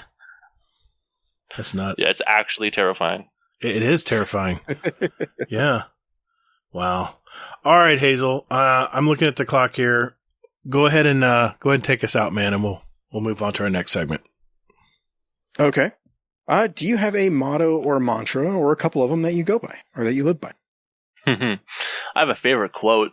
If that that qualifies. Have either of you played Dark Souls 1? I am familiar with it. Do you know about the merchant in the Undead Burg, the first little section in the old town? I do not. He has a quote, it never hurts to splurge when your days are numbered. I don't know why, but I absolutely love it. Nice. Well, it kind of follows the same mantra as, your next day is never guaranteed. Yeah. Yeah, that's kind of one of my mantras. That's pretty cool. All right. Well, hey, Killer Munky, thanks for sharing your life with us, man. Yeah, I know we got into PvP talk really quick, and believe me, we want to talk PvP, but we have a special segment we're going to set aside for that. But first, Hazel, we gotta see how he does on this fast fire question and answer segment we have coming up next. Uh-oh. Yeah, the speed run. We'll do that right after this. Let's do it. Call the Praxic order. Call the Thanatonauts, the Jinsen Scribes, call everyone so they can witness you. All right, listeners, this segment is called the Speed Run. This is where we have a database of over 385 questions that I'll ask at random. And Kill a Monkey here is going to have 90 seconds to answer as many as he can. These are short 1 or 2 word answers. And at the end of the year, the guest with the most answered will win a prize. And more importantly, the title of 2022 Speedrun Champion. The questions are asked at random, so no one can memorize the order. And just quickly answer what comes to mind, as long as it's within context, of course. Tonight, I'm going to ask the questions from the list.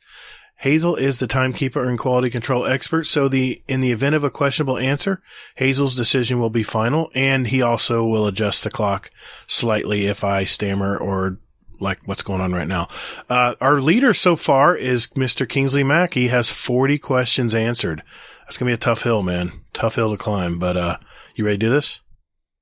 Wait, you called me Kill a Monkey. I thought it was Mr. Monkey. No. Mr. Monkey was on several episodes ago. Sure you got the right name? You should talk with an English accent just to really fuck. No, don't you dare. Oh boy. Nope, that's Mickey Mouse. No, that's okay. We're good. Excuse me, let me adjust my monocle. Oh, pardon me here. Do you have some Grey Canadian. Poupon? Shit. Let me puff on my pipe. Oh, we're going to get so much flack for that. Oi, governor. We're so terrible. Oh, I'm sure they call us names too. All right. Yeah, they call me Canadian. Oh, how bad. I call everyone from Canada Canadian. They're from the planet Canada. All right. All right. Here we go. All set, Hazel? Yep. Here we go. 3, 2, 1. Warlock, Titan, or Hunter? Hunter. Name one possession you can't live without. Water. Void, Solar, Arc, or Stasis? Solar. Should there be solo freelance strikes? Yeah. Favorite Destiny 2 subclass? Solar. Dogs or cats? Cats. Ryan Reynolds or Ryan Stiles? Ryan Reynolds. Obviously. Strikes, Crucible, or Gambit? Crucible. Favorite cartoon, past or present? Archer. Pulse, Scout, or Auto Rifle? Hand cannon. If you could choose, who would voice your ghost? Jennifer Hale. Human, Awoken, or Exo? Exo. What's the best sandwich? Peanut butter and jelly. Kill Clip or Rampage? Rampage. What's the worst job you've ever had? Salvage. What's your favorite Destiny planet? Nessus. Reload after 1 kill with Sweet Business? Sure, why not? Do you have a tattoo? No. Resolution or frames? Frames. Bubble or well? Neither? Simpsons or South Park? Simpsons. Ikora, Cater, Zavala? Oh, kid. Extrovert or introvert? Introvert. What number am I thinking of? 69. Mountains or beaches? Mountains. Morning person or night owl? Night owl. Aldrin or Crow? Crow. Star Trek or Star Wars? Star Wars. Who would win? A hive wizard or a scorned chieftain? Wizard. What is one of your favorite Destiny 2 weapons? True Prophecy. Wired or wireless? Time. Okay. Not bad.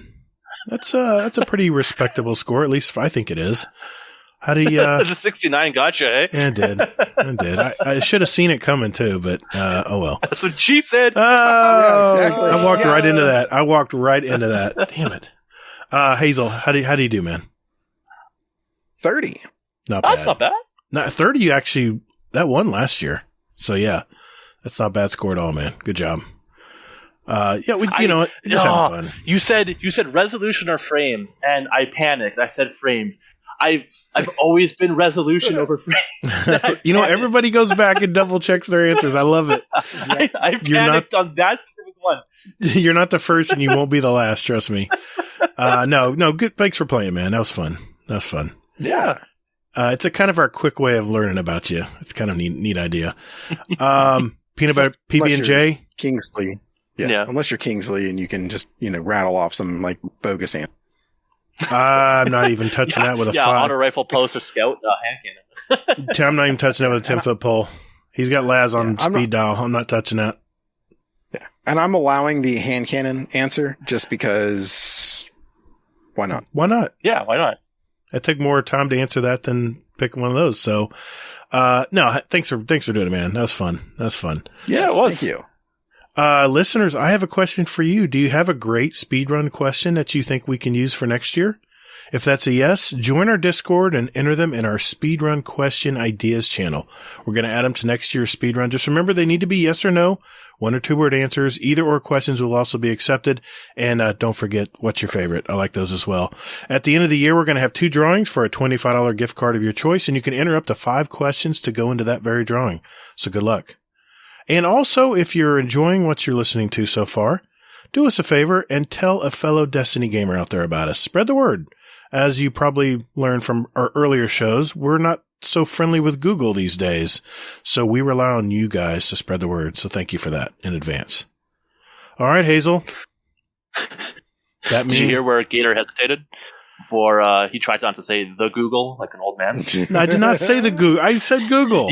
You hesitated. You were. I did not. No, I'm just looking at. No, I give up. Yes. I give up. All right, Hazel. That means it's time for This Week at Bungie.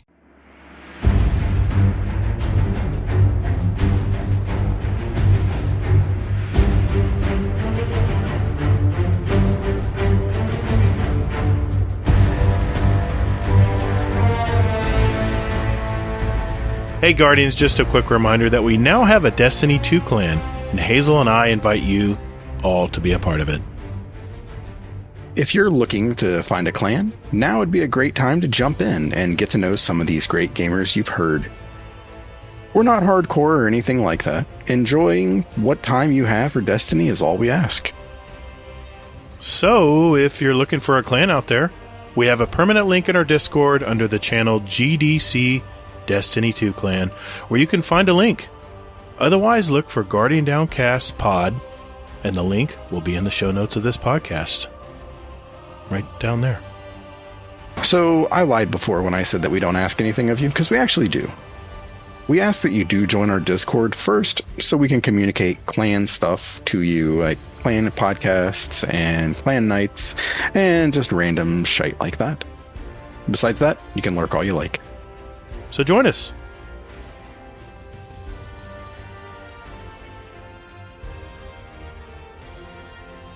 It's very short, and let's see what the record's going to be before I interrupt you. We'll find out. Here we go. Okay. All right, Hazel. Fifth week of Season of the Haunted. What's going on? I don't know. What's going on with this week at Bungie, man? All right. So this week at Bungie, Trials is back, FYI, for anybody who doesn't know. Freelance pool is open. The takedown that happened a couple months ago, Bungie released some information. They're asking people not to harass the individual that did all the, the takedown stuff, fraudulence that they perpetrated. So yeah, don't do that. Don't be that guy or gal. Aside from that, shit's broken. The only thing there is armor, the sidearm, piercing sidearm will be activated. And aside from that, movies, art, cosplay information, and mental health is important. So they actually teamed up with Guardians MH and have some information there. And aside from that, in germs, that's a TWAB. Yes! I didn't interrupt the whole TWAB. That's a first. Yeah, I had to go quick because I knew you were itching to say something. So. I was itching, man. I was itching. I'm just happy that Guardians Mental Health got their due because they do such good work out there. That's the only thing I want to say. And the sidearm, what is it? The mod you can't equip, right? The sidearm barrier, yeah, anti-barrier. I think it's anti-barrier sidearm. Yeah. Mm-hmm. I've already tried to enable it 3 times, and it says you sure you can have it, and then it says nope. So yeah, and the artifact is what I'm talking about. So man, that was that's almost a record for shortest TWAB. That's pretty dang close. I could have gone quicker, but I wanted to at least mention don't be a dick to that guy that was doing the shit. So yeah, for sure. Well, hey, that's the quickest TWAB ever. I love it. Let's move on to our PvP segment. I can't wait. I can't wait to talk PvP. We're going to do that right after this.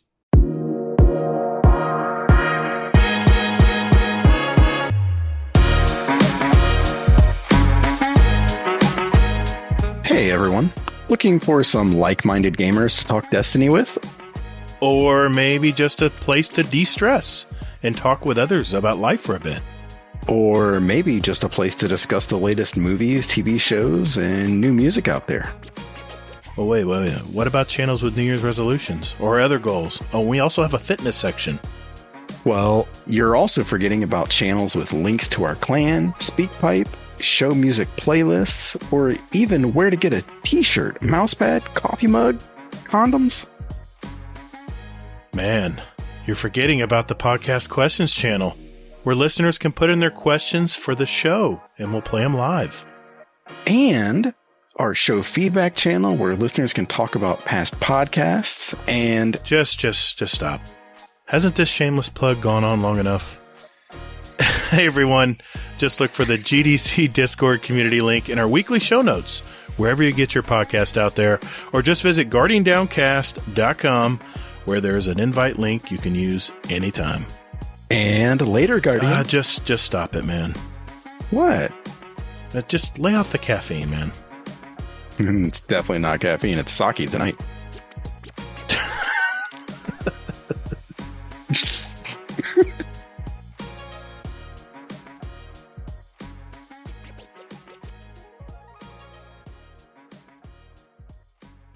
All right, ladies and gentlemen, this is our Crucible segment, and I know some of you, I've listened to a lot of your speak pipes on our question of the month for May, and everyone, I think it varied from, I play Crucible because I have to, or F PvP, or F the Crucible. Looking at you, Arisen Phoenix. But anyway, I figured tonight, since we have Kill a Monkey on, and he is very... well, let's just say he knows what he's doing when it comes to Crucible gameplay, is I was just going to go around the horn here, kind of like a round table. And I was thinking maybe we could list maybe 2 or 3 things each that we observe, or we observe from ourselves, that we make the mistakes basically that we make while playing Crucible. Either things you've seen players do or things that you catch yourself doing. It could be either or. I'm curious, there's a ton of things we can talk about when it comes to Crucible or even player versus player game types. What are 2 things that you see, or 3, that you see that you do yourself or you see others do where you just want to tap them on the shoulder and go, hey, dude, no, don't do that? Well, one of the things I see most often is people will overcommit to a gunfight without having a exit strategy in mind, if you will. Right? Say you have a ping on your radar. There's a guy around this corner. I'm just going to walk out into the open and shoot him. But what happens when that one ping is actually 2 people? How are you going to get out of that situation? Right? Right. If you kill one and he kills you, well, you both get a point, right? Net neutral. It didn't even matter. You're just wasting your time. Or if they have zone advantage, say in control, you kill him, he kills you. Well, they just got a point on you. So when you're going in to an engagement, even if you don't plan on using it, which you seldom do, just having in the back of your mind, if this goes unexpected, how can I get out of here? It's one of the biggest things I see. People overcommit to a gunfight and they can't escape in time. Lack of pre-planning. You see it a lot. Yeah, you see it a lot with I would say almost if you have, say, a false confidence in your build. If you go, well, I know I'll win this gunfight. You walk into the open. Okay, I'll just shoot you. And now, how are you gonna escape? Right? You have no cover. You have no door to get behind. You have nothing. Right? It kind of. I don't know if you've heard of playing angles and that term thrown around in Crucible. Oh yeah. It kind of goes in with that, because an exit strategy doesn't necessarily mean how I'm going to get away from this gunfight, right? Or how am I going to extract myself from it. Even if you're playing an angle, stepping behind the box, like how peak shooting with hand cannons works, then peeking back out. Something that can buy you the extra time you need to win an engagement. That's the biggest thing I see people failing to do. Would this this was one of my things that I see all the time too, but I'm going to kind of blend it with yours, is players who are chasing other players and how players will run behind cover and bait them and wait for them to come in. Would that be kind of considered the same thing where you're overconfident and giving chase when you should know when to give up? Yeah, to a similar extent. You can, if you'll win, it's all good. But what happens if he peeks the corner and you see the flashlight of that shotgun? How are you going to get out of that shotgun? Right. You have to have a plan in your head of how, if this goes unexpected, which it almost always does, how am I going to get out of here? Right? You're fighting people. You're not fighting bots. You can't just exclusively, what's the term? It's not play on their you can't memorize their patterns. There's no memorization. Yeah. With like PvE, there's memorization. In 25 seconds, there's more ads going to come out of that door. Yeah, walk up to him, he'll melee, step back, he'll miss, shotgun him. Right? You can't do that in PvP. You have no idea what they'll do. Yeah, every game is totally different. Every game. Hazel, let's just go around the room here. What's one thing that you're seeing either in our scrims or playing PvP that you see other people make mistakes? Well, mine, I had a couple of them, but the one that I would say would be the one that I had was lane next to cover. Winded challenge, which is kind of the same thing as, have an escape. And to an extent, yeah. Yeah, it's basically like, basically don't go out in the open. I mean, that's a thing that I do. I mean, for the most part still. I know damn good and well that I shouldn't, but it's just kind of like a lack of caring to a degree. Yeah. Yeah, I always compare it to always be 2 steps away from cover anytime you're playing the game. Yeah, basically you want to be able to get back to cover within like the ability to get there, basically. So you can basically because you can die pretty quickly in like half a second, depending on what's there. Or more or less. I mean, sometimes if you get shot with a shotgun, you're just dead sometimes. But what I would go with would actually be look at your radar. Oh yeah, that's big. And what that means is basically it's like not just looking at your radar, but it's also when you're aimed down sights, it's, you can't see your radar depending on what weapon you're using. But for the most part, if you're aiming down sights, you can't see your radar. Hashtag bring back radar. I have something to add on to that for you, Hazel. No, we're following. We get it. You crutch on like all of this stuff, Gator. Third eye is really nice. It's a great perk to have. I miss it. Go ahead, Munky. You were going to say something. It's a crutch. So, I wonder if you've ever looked at it this way, your radar. So you're familiar with the whole pigeons don't have depth perception thing, right? Mm-hmm. Your radar doesn't have depth perception, to use the term loosely. Yeah. If you stand in one place and you look at your radar, he's coming from that general direction. But if, like a pigeon, you bob your head, metaphorically, but you walk to the side and your radar pivots, you now have 2 points of reference and you know exactly which direction he's coming from. Right. True. But what radar does not account for is elevation, crouching. There's one of mine was going to be playing your vertical space. That was going to be mine. A lot of people keep either they stay on the ground, they don't really jump in the air, and I know airborne accuracy has been a big issue right now with the changes they've made. I love it. Yeah, we talked about that earlier.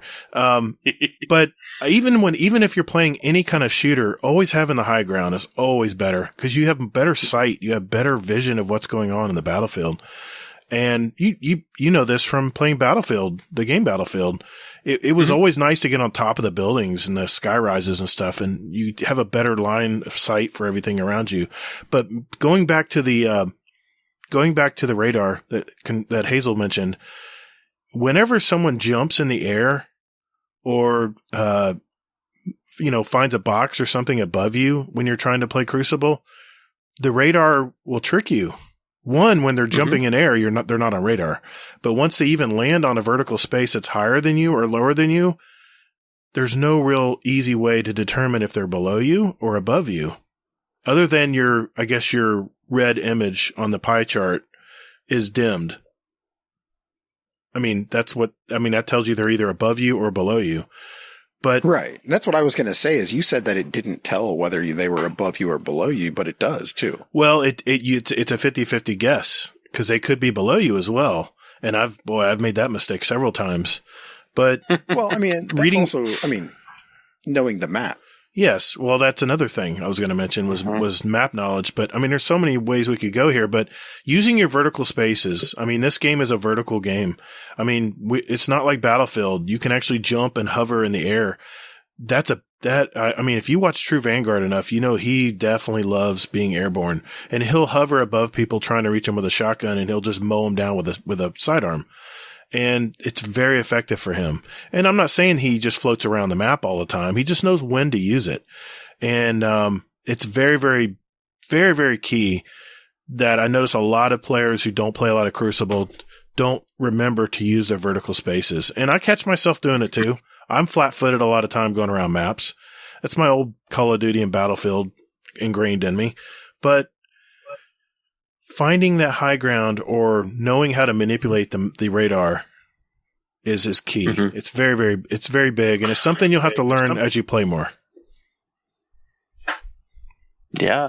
If you find, one of the tips that I can give is if you find that people are gaining verticality on you and you're having a hard time tracking them vertically, what you can do is you can back up away from your cover. So you still keep it in front of you, but you're further back. And what this means is now when they go to jump, the actual effective angle that you have to change your aim is decreased.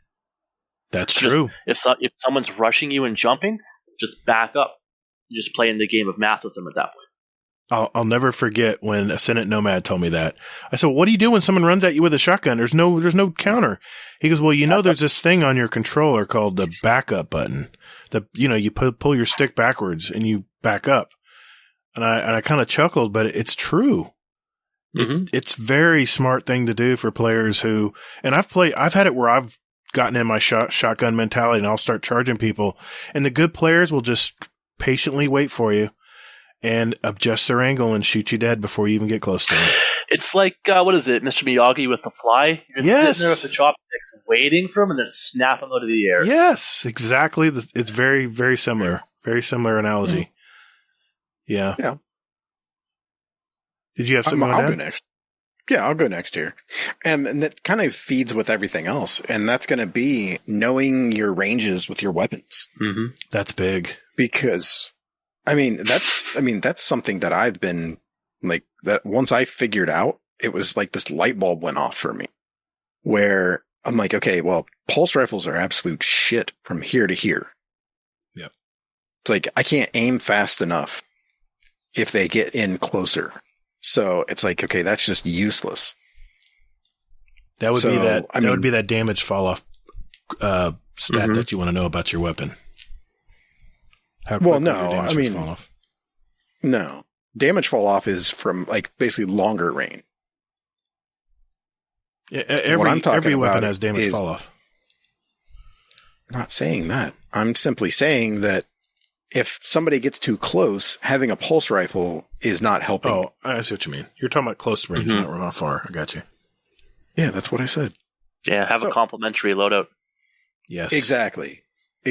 So, yeah, it's basically, if you're running a scout or pulse rifle, something like that, pair it with maybe an SMG or glaive.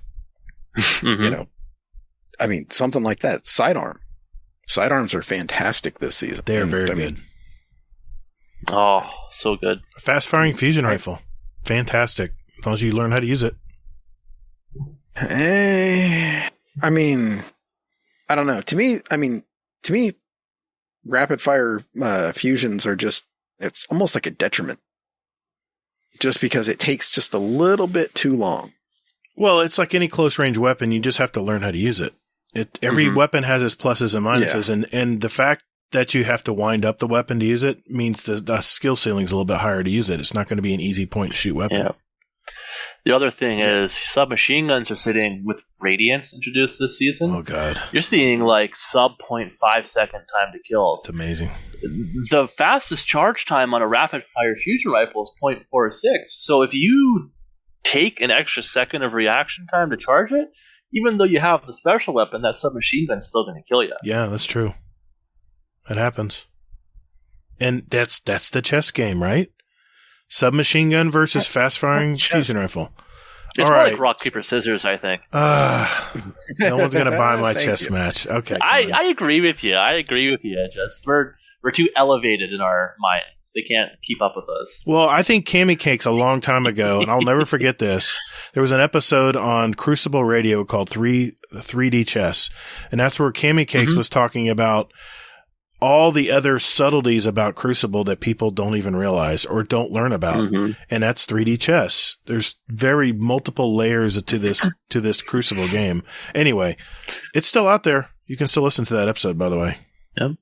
Easy to learn, impossible to master. That's the thing. You have to put the time in, you have to practice. And a lot of people are just like, I'm just going to go shoot, people in the dungeon. I'll be fine. But I'm telling you, it's see, when I've always sucked at shooters.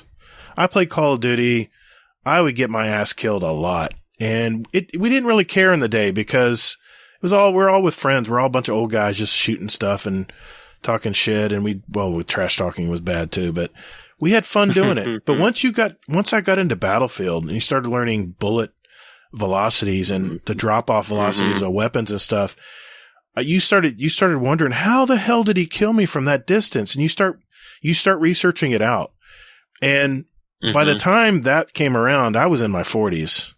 So I decided, and there's probably a lot of players sitting right where I was back then. I decided, you know what? This is one thing I'm going to dig down and learn how to get better at, because it can only help my mental ability, my mental thinking, my hand-eye coordination. This is good for and I wasn't maybe thinking that way, but now I'm thinking back, it's a very good benefit. But I dug down and started practicing and learning, like Hazel said, with weapon ranges, knowing what weapons to use, what worked. I watch a ton of YouTube videos. I watch my gameplay back. That is huge. Record yourself. I mean, you play on any console today, you can record any of your matches and immediately play them back right after you're done playing. It's that easy to do. That is the singular thing you can do to actually watch yourself play and not be worried about playing the game, and sit there and just be critical of how you play the game and realize, right here, I won't do that again. See how I ran out there? There were two guys behind the wall over there, and I knew I wasn't going to win, but I went ahead and did it anyway. Stupid decision. There's a bad decision right there. And when you go back and watch your gameplay backwards, or, play it back without having to worry about getting killed, you can actually sit there and be critical of how and it goes back to the chess game for me. I mean, do you agree, Munky? Do you ever watch your gameplay back? Yeah. I save a lot of clips for plays that shouldn't have worked and stuff like that. Right. For myself and to show others. And so many times I'll be looking back and I'm like, well, this worked, but if I would have done this differently, I could have got that second guy. Or how did I get away with this? I was being so sloppy with this. Yeah. I have those moments all the time. Yeah, and not only see what mistakes you made, but what you could have done to actually pull out an extra kill, like you just said. Yeah. There's all kinds of ways you can look at it. But if you don't ever look at your gameplay, how are you supposed to know what to correct? If you don't know you have a problem, how do you know how to fix it? It kind of goes back to that theorem. But anyway, my goal when I play Crucible is I want to be the old guy that actually can take care of myself playing in a PvP game. And this is what I know there's a lot of guys out there that are just like, I'm just terrible at Crucible. Whenever anybody says that to me, I just want to shake them. Say, listen, dude, I was terrible at Crucible. You know who else was terrible at Crucible? True Vanguard, cool guy. Cammy Cakes. All these guys started at the beginning like all of us do. And you just have to make the decision if you want to get better at this game that you just got to dig down and practice. And all the things we're mentioning tonight is just at the surface layer of things that you can learn about this game. And once you start getting better at it, it opens up a whole new world and you actually enjoy playing Crucible instead of, cussing and going to bed angry. I don't know if, am I bullshitting here? I mean, I'm just talking. No, I agree with you. For the Hazel's most rolling part. his eyes. That's all right. No, I just think that for me, it comes down to return on investment. That's fair. And for me, I want to get better at it, but at the same time, I don't want to have to put in that much effort to do it. To me, it's not worth it. That's kind of like everything in life. How can you get better at something? Yeah, how can you get better without putting in effort? Right? You get back what you put in. Well, exactly. But that's the thing, though, is I don't want to put forth the effort for something. It's just not a priority. Destiny 2 PvP. For me, I would much rather put in the effort for, doing a raid 4, 5, 6, 7, 10 times. So that way I can Sherpa people through it instead of just an inflated ego for Crucible. So you can gatekeep trials. Yeah, exactly. It's like, ooh, yeah, wow. Yeah, I'm an asshole. But it's not that for me. It's not about ego. It really isn't. It's about having a game and looking back on, wow, that was a great game. I did what you said, Hazel, about like Sherpaing people through raids. When they first changed the trial system, what was that, 3 seasons ago now? 2 or 3 seasons ago? I think it was 5 people who would have no chance of doing anything in trials. I took them to their first flawless. Wow. Nice, man. That's a great feeling. And then I'm like, all right, dust off the shoulders. I am done. No more trials this season. Oh yeah, I bet. But yeah. I mean, I agree with you. Like, I love how it feels to take someone to something they otherwise wouldn't have been able to do. And I mean, more power to you if you can do that. I mean, that's glorious. But for me, I think that, I mean, this might just be like a limiting belief for myself, but I feel like my ceiling in Crucible is lower than other people's ceilings. I'll tell you what, Hazel, I've seen your stats and I know that's not true. I disagree as well. He has improved vastly just from playing scrims. I'm seeing it. I've gotten sniped by this asshole. I mean, this fine gentleman several times, and I don't cuss at all. I'm like, good shot. I might be lying a little bit. Yeah, you've killed me more recently than you did originally. See, but here's I know why you're thinking this, Hazel. You're thinking, you know what? My twitch reflexes are gone. I mean, if someone rushes me with a shotgun, I'm just not going to be able to react quick enough. Or I don't know how to, I'm just old. I just can't do it. But what you can do is do what I've done, is learn how to adapt and actually see that shotgun coming well before you're stuck in a position where you're going to die. Well, and that's what I do. I mean, that's what I've adapted to, is basically going like, okay, hey, I typically will run if I'm like going sweaty. I'm going to run, a pulse and my funnel web SMG. Right. And, if somebody's coming up to me, I'm, peppering them with the SM or the pulse. As they get closer, then I switch to the SMG and I murder them with that. And then I'm fine. I don't get killed with the shotgun. But I don't know. I think it's just a limiting belief for myself. It is, man. I'm telling you, everyone has the skills to get better in Crucible. And you're talking about a guy running up to you and you're peppering him with your pulse rifle and then you're swapping over to your SMG, right? Now, that scenario you just gave me? Yeah. Why not this scenario? I've got 2 guys to my right this guy's coming to me from the left. I'm going to shift over to my two guys so I have the numbers advantage. And then when he tries to push with a shotgun, I don't have to worry about peppering him with my SMG because I have two other guys over here that can actually help and finish him before he even gets close to us. That's the thinking I'm talking about, is rotating with your teams. And that's commonplace. I mean, to me, that's commonplace. That's just... Oh, he called you common. No. See, there's a lot of... See, this is what I used to make the mistake when I first played this game, is the fact that I would sit there and camp like I did in Call of Duty and just look down the sights and wait for someone to come up in front of me.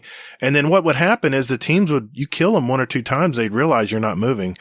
And either they would spawn behind you or around you, and then you'd be toast because you didn't move with your team. My biggest mistake I made when I was first starting playing was not being aware where my teammates were. If all my teammates were dead and I was the only one left on this side of the spawn, I would know instinctively that I need to get my ass over to where my teammates are, or I'm not going to last very, very long over here. Moving and rotating around the map is kind of more of an advanced technique when you're playing the game. But the hardest thing is knowing when to look up from your scope and get your ass moving. That's the mistake I would always make playing this game. And I still do it today. But I'm telling you, if you want to improve your KD, you want to improve your wins in your overall playing, and you're killing and staying alive long, that is a very good stat to have in Crucible. That's a very good stat, is how long you stay alive before you die. Because that's not a point you're giving to the team right away. They have to really work at it to get that kill. So I'm just saying that might be a limiting belief. The fact that, you're assuming that that's going to happen, but this is why I like Third Eye, because I can aim down my sights, and I know you're saying it's a crutch, but it's a tool. It's legit. It's just like Radiance. It's just like every other tool in this game. You just know how to use it. If I'm using a Mida and I can see what's coming around me to my left, then I'll know, okay, it's time to get moving. There's no shot here. I need to move until I do have a shot. I mean, Munky, do you agree here? I don't want to dominate this conversation. I'm trying to... No, I definitely do think that the mindset of like diminishing returns or I just can't do it definitely is limiting. People, you have to, like, when I pulled out a glaive when they first came out in Crucible, my KD dropped from like a 3.8 to 2.1. Right. Like, but you just have to stick with it, and eventually you will get better. Yeah, you're learning a new setup, new loadout. Right. Yeah. Okay. Munky, do you have another mistake you see people making? I had one, but I'm going to change that last minute. So I'm going to start with a question here for you guys. Okay. Destiny sensitivity goes up to 40, right? Oof. Yeah. It goes from 1 to 40. What sensitivity do you guys think I play on? I'm going to say an 8. Hazel? Do you have a guess? I'm going to say 6. Yeah, I play on 6. A lot of pros do. I play one of the biggest things I see, and I think it might be a leftover from like the old Call of Duty days. Yeah. Having a higher sensitivity doesn't make you a better player. No, it doesn't. If you find you have a hard time tracking your targets, lower your sensitivity. I play on a 6, just for the record. Yeah. It's a good middle ground. I know people who play on like 20, and it's like, why? Like, well, the reason they did that, right, is because they were trying to equalize the controller as far as whipping around and reacting to a mouse and keyboard player. But the problem is you still have to align 2 sticks. It's not a point and click. You still have to align 2 sticks. That's so much harder to do. Mm-hmm. I used to play on 20 sensitivity. Like, when I played Call of Duty, as high sensitivity as I can. The next game come out, the sensitivity went from 10 to 20. All right, we're going to 20. I used to do that. And honestly, this might hurt some people to hear. High sensitivity doesn't make you a better player. Your brain needs to adapt. Yeah, I think the belief is that they can aim faster. Right. They can they can do it faster than somebody who's not at that high sensitivity. So yeah, I recommend, instead of starting high and slowly working your way down, I recommend starting low. Start at 5 or 6, work your way up. Yeah. If you find that it is too slow after you've played 10 matches, don't jump up 5. Just put it to the next setting. Slide it up from 6 to 7.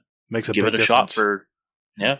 Your brain has to be able to communicate and adapt and get used to that new sensitivity to your hands.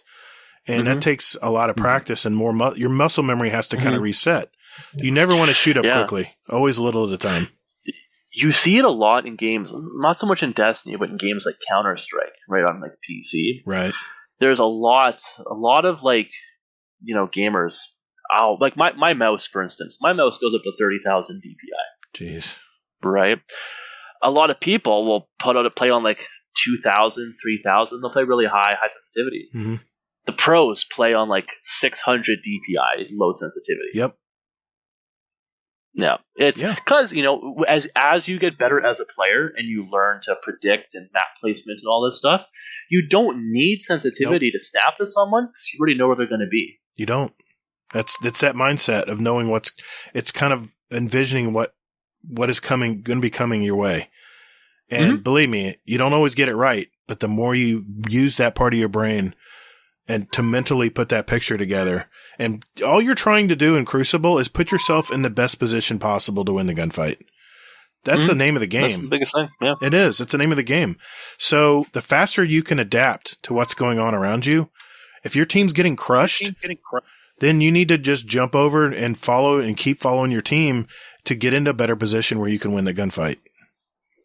It just, I'm telling you, I see it all the time. People do not react quickly enough, and I did it too. It's such a smart thing it's one thing you can do right away that will vastly improve your KDs, vastly improve your scores at the end of a match. And go ahead. Oh, and to compound it, think of like the reaction time it takes. You identify this person's an enemy. Mm-hmm. The reaction time it takes to move your sights from where they are to the enemy. Mm-hmm. What happens if you're on a higher sensitivity? I'm sorry, there's a cat meowing in the background. I'll go deal with him shortly. That's all right. He hears me talking and starts meowing. Right, so you have your first set of reaction time moving to the target. What happens if your sensitivity is too high and you overshoot the target? Happens all the time. Now you have another set of reaction time you have to wait for to catch up, realign the target. If you can eliminate overshooting by lowering your sensitivity, it might not be, high, but you could potentially drop your time to kill by 1/100th of a second. That means everything. And in games like Destiny, that means everything. Yeah. The one thing I would add to that is something that I did was I started adjusting my sensitivity and just moving it up one. And then playing with it, and then moving it up and again, playing with it. And I mean, I would leave it in place for maybe 2 weeks at a time. Mm-hmm. And then moving it up just to find what felt good. And then you're going to find one where you're going to go ahead and you're going to do it, and then you're going to move it up again. And then what's going to happen is that you're going to start missing your shots. You're going to be over aiming and everything like this. Mm-hmm. And it's just not going to feel good. Can I add one thing to that? So, sure. If you're going to move your sensitivity up, and I think Munky will agree with me here, and you move it's really difficult in the fast gameplay that is Destiny, whether your shot is on or not. Record the game, play it back, and see where was your reticle when you shot this guy. If it was way to the left when you whipped around and you totally missed the target, then your sensitivity's too high. And I've had where I've streamed games and I've had people in the chat go, dude, you're overshooting. You need to bring your sensitivity down. I'm like, okay, yeah, thanks, dude. Yeah, thanks. And then I'll play it back and I'll be like, holy shit, that guy's totally right. Yeah. So if you play on sorry to interrupt you there. No, go. But if you play on PC, there are actually tools like things like Aim Lab and stuff like aim that. Trainers. Yeah. Aim trainers. Yeah, you can literally go in, set the settings to Destiny, and just practice shooting at targets, and it will tell you exactly what's going on with your aim. If you're overshooting, undershooting, if you're not pushing far enough, if you're not pulling down hard enough, it'll tell you exactly what's going on. That's on PC. You can't do them on console necessarily. I'm waiting for a console aim trader. We really need one. God, that wouldn't that be great? That would be amazing. Hey, Munky, can you make that? Yeah. Can I make it? Man. I don't know. Maybe. Come on, man. I haven't used any game engines, so I'm trying to find the aim trainer that I have, so people know to look it up if they play on PC. Yeah, I have Aim Lab from Steam on Aim mine. Lab? Okay. Mine starts with a K. I'm trying to find it. It's not showing up. I'm looking through my PC right now. Anyway, I want to say Kodak? Anyway. Bobby Kotick? No. God, please don't mention his name. Now I got to think about it. Shit. It's in my mind now. Anyway, yeah. That's a great point, Munky. That's a great point, man. One thing that I was going to mention that I notice a lot of good players do, that a lot of casual players do, is knowing when you've lost the gunfight. Mm-hmm. When you're behind cover and you're shooting, and let's face it, the guy has a better shot, but you stay in there because you see his health going down as well, hers. Knowing when you're not going to survive and backing out and just get that health back up and then re-engage. I caught myself doing this as well against Munky, by the way. Oh, yeah. And I'll be like, why did I keep engaging? Why? I should have just got back, reset, and try to get a better angle. This is one thing I see a lot of new players do is they'll hang into that, especially with auto rifles. They'll hang in that fight too long and not know, because if I know when I'm playing a good team is when I'll start shooting someone and they'll duck behind cover and I won't see them right away. You know what else does this in PvE? Those damn fallen captains. You'll shoot them, you'll get them down to a splinter of health, and what do? They frickin' teleport behind cover and don't pop out until their health is back. Think of that as a Crucible player. A good Crucible player will do exactly what that fallen captain does. He'll back out behind cover and not peek until his health is back up again. I see that happen all the time, and that's one thing that I'm still trying to drill into my thick skull. Yeah. That's Nice. a big one for me. So, Hazel, do you have another one? More. Go for it, man. Yeah, I have one more. It's kind of out of the box, but Consider being it's intrigued. basic. Yeah, it's join our scrims. Yeah, that's a good a point. mistake that a lot of people aren't doing. Because it's basically it's just like an environment where you can play your own way. You can try out new weapons. We're not going to like roast you unless you're Gator or myself. What? Or you pick a bad map. Yeah, exactly. There's not many to all the pick. maps. There's not many maps to pick from. That's the problem. Well, especially when Gator's like, no, not that map. What? I want Javelin. I love Javelin 4. Yeah. And you're Exactly. mistaken. Yeah. Or Munky when he's like, oh man, it's not Fortress, eh?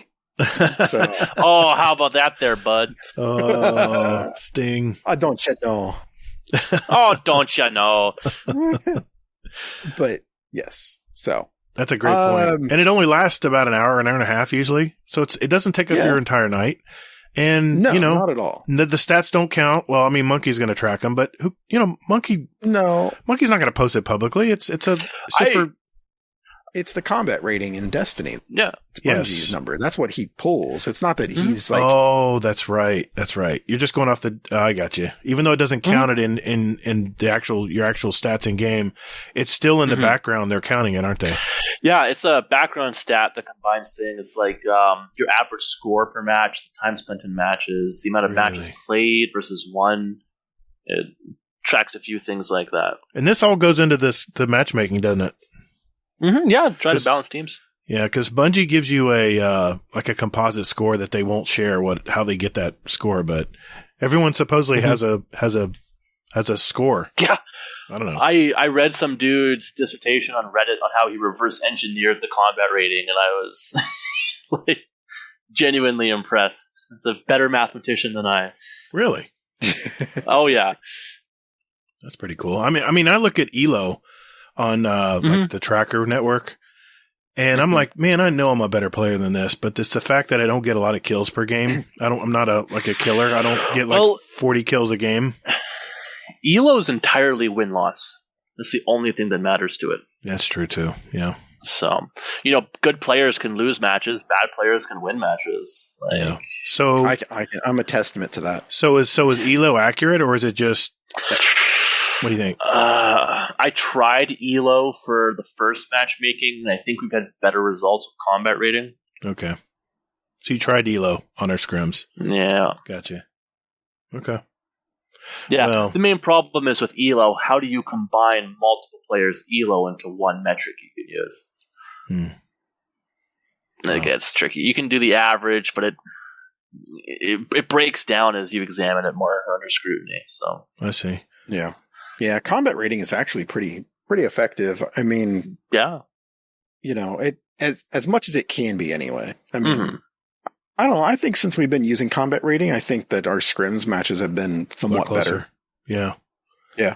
And Battlefield used to post it on BattleNet. Mm-hmm. They would post your combat rating right there, big letters, big numbers. Numbers are hard. I was like 800 something, I think. Yeah. That's score. That's crazy, man. They have score per minute. I mean, they had all kinds of different stats. That's what I loved about BattleNet. You want a fun Battlefield fact? I'll tell you right now. What's that? My most used weapon in Battlefield 4 was the combat knife.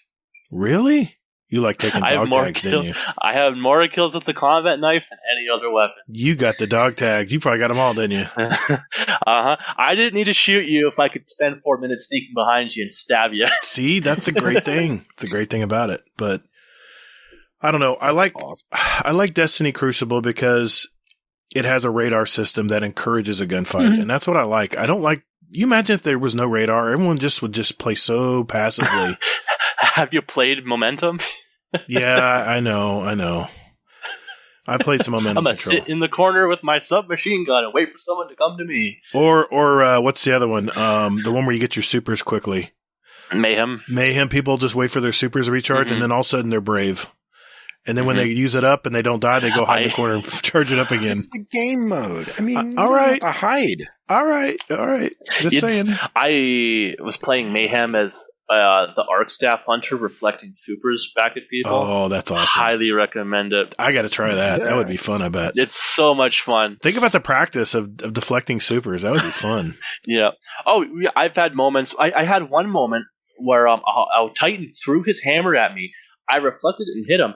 He was standing in the sunspot because he had Loreley on and thought it would heal him, and his own sunspot killed him. What? Reverse sunspotted him? You took it. You took. I took his Loreley from him. Yeah. Oh my god, that's crazy. Nasty. That is crazy. I mean, there's a ton of stuff we can mention here. Was there any other quick tips before we close out this segment? Anything you want to end with? I have one more. Go for it. Don't lock yourself into one loadout.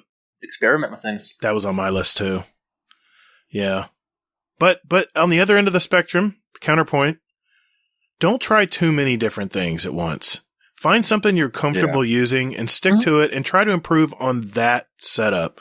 And if it doesn't, if you're playing like a really close range map and you really like this slow firing pulse rifle, then either adapt and learn how you need to use it on that map, or then switch to something else. But I tell people when they play Crucible for the first time or when they don't play a lot, don't worry about the meta. Don't worry about any of that stuff. Find something you're comfortable using and just start getting your shot. Start finding your shot. Start improving your shot, because your shot, it will come to you in time. But if you're using something consistent, then it's a lot easier to find your shot than it is saying, I'm going to use I'm going to use a fast firing pulse this game. The next game, I'm going to switch to an auto rifle. The next game, I'm going to switch over to a scout rifle and a sidearm. If you played a ton of hours in the game, then yes, then you've already put the time in. You understand how all those weapons work. But if you're just getting into Crucible, find something you're comfortable using and adapt to how you play, to how that weapon and loadout works. But yeah, I mean, I give credit to your point as well, Munky, because you have to know when to adapt depending on the map type and game type, and game type too. So And a minor footnote for that is if you like, say, auto rifles, for instance, and you're comparing these two, just because one has a green bar on it doesn't mean it's better than the other one. Right. Yeah. There's a lot to learn in this game. And I guess what I'm saying is dip your toes in the pool. Don't just dive headfirst into the deep end, because then you'll get confused. You'll get frustrated, and then you'll just quit. And I know I've done that several times. Just dip your toe in it and slowly start learning how things work. And don't take it so seriously. I know. I can give myself this advice. I know you guys are looking at me right now. Yeah, no shit. I know. I'm very critical of myself because I'm a student. Yeah, all right, I won't say that. I'm a student of the game. No, I'm very critical of my own performance. I'm a student of the game, bitch. Cut back to the earlier as I teabag you, Hazel. Yeah. Fucking snipe me, you son of a bitch. yeah. I mean, Oh man. Yeah, I lost my frustration when I did the Iron Burden in Black Armory. I have no more frustration in Crucible. You can't piss me off more than that. Oh, that was tough, wasn't it? You got your 2,500 kills, didn't you? 2,500, yeah. Oof. I've seen you wear that emblem, and I'm like, he got his 2,500 and said, "Peace out." Yep. I did 7 pinnacle weapons. Oof. And Iron Burden that season. Wow. And I took like a 6-month break from Destiny. I can imagine, dude. That was brutal. Mm-hmm. Was it 100 light level less? 100. Oof, that's noticeable. Yep. Yeah. Hey, I have a question for you, Munky. Oh, what's up? So, I'm just from our scrims and the combat rating. I'm just going to go off of that.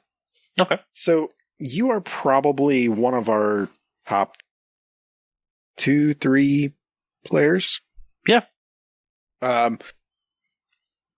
What can somebody do besides the tips that we mentioned to basically become you?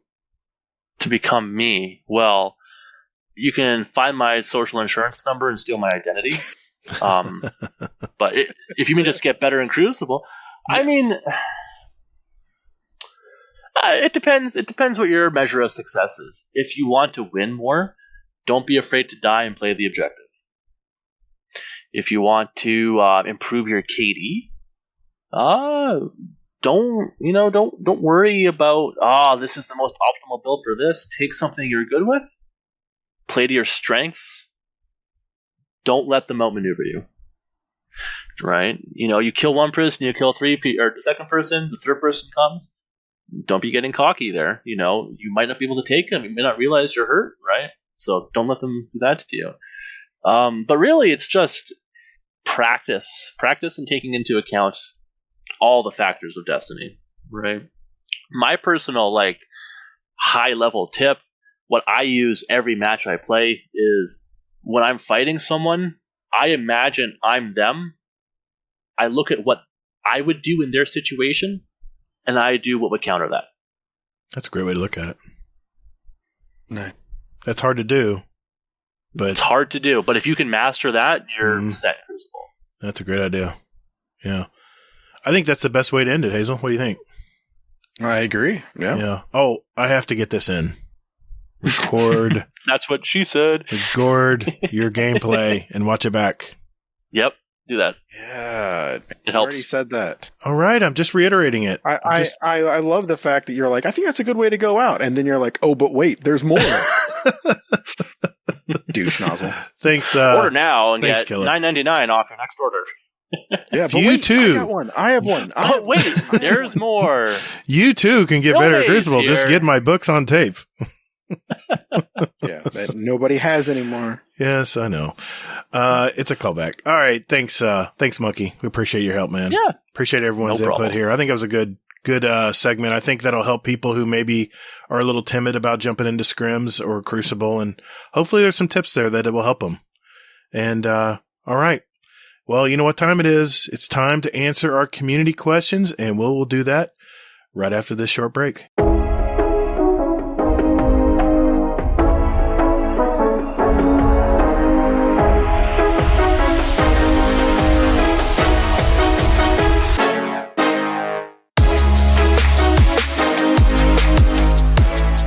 Hey Hey, Guardians. Would you like to send a question for the show to us? There are 4 easy ways to do it. First, join our Discord server. There's a join link in our show notes. We have some great gamers in there, and you can just lurk or hang out and jump right in and talk to us, whatever you'd like to do. There's also a channel labeled Podcast Questions where you can type in your question for the show. You can also email us at guardiandowncast@gmail.com, or we also occasionally tweet about our upcoming show and guest, and you can respond there with your question at guardian_d_cast is our Twitter handle. Finally, you can send us a voicemail with your questions at speakpipe.com/guardiandowncast, all one word, and we'll play it live on the show. Thanks to all of you out there who do listen to our show. And Toddles. And later, Guardian. Hey, man, that's my line. What? Yeah. Says who? It's in the script. It's my line. All right, ladies and germs. This is one of our favorite segments of the show. This is where we talk to our community, where we get community questions from our SpeakPipe, our voicemail system, also from our Discord, and also, Mr. Rodimus. Yes, I did get your email, and he asked, when's the last time you've gotten a question for the show via your email, not including this one? Well, we just did. There we go. Answers your question. Okay. Did he say not including that one though? He said including. He said not including that. Oh no, we don't get many. We don't get many emails. I mean, only emails I get are from SpeakPipes. They go right to our email system. So yeah, you just don't listen to anything you read. Hazel, alligators can't read. Okay, we all know that. I don't know. I'm just Floridians making sure. Can't read? Is that what you're saying? I was just making sure I responded to his email. No, that's just because they're old. All right. Oh.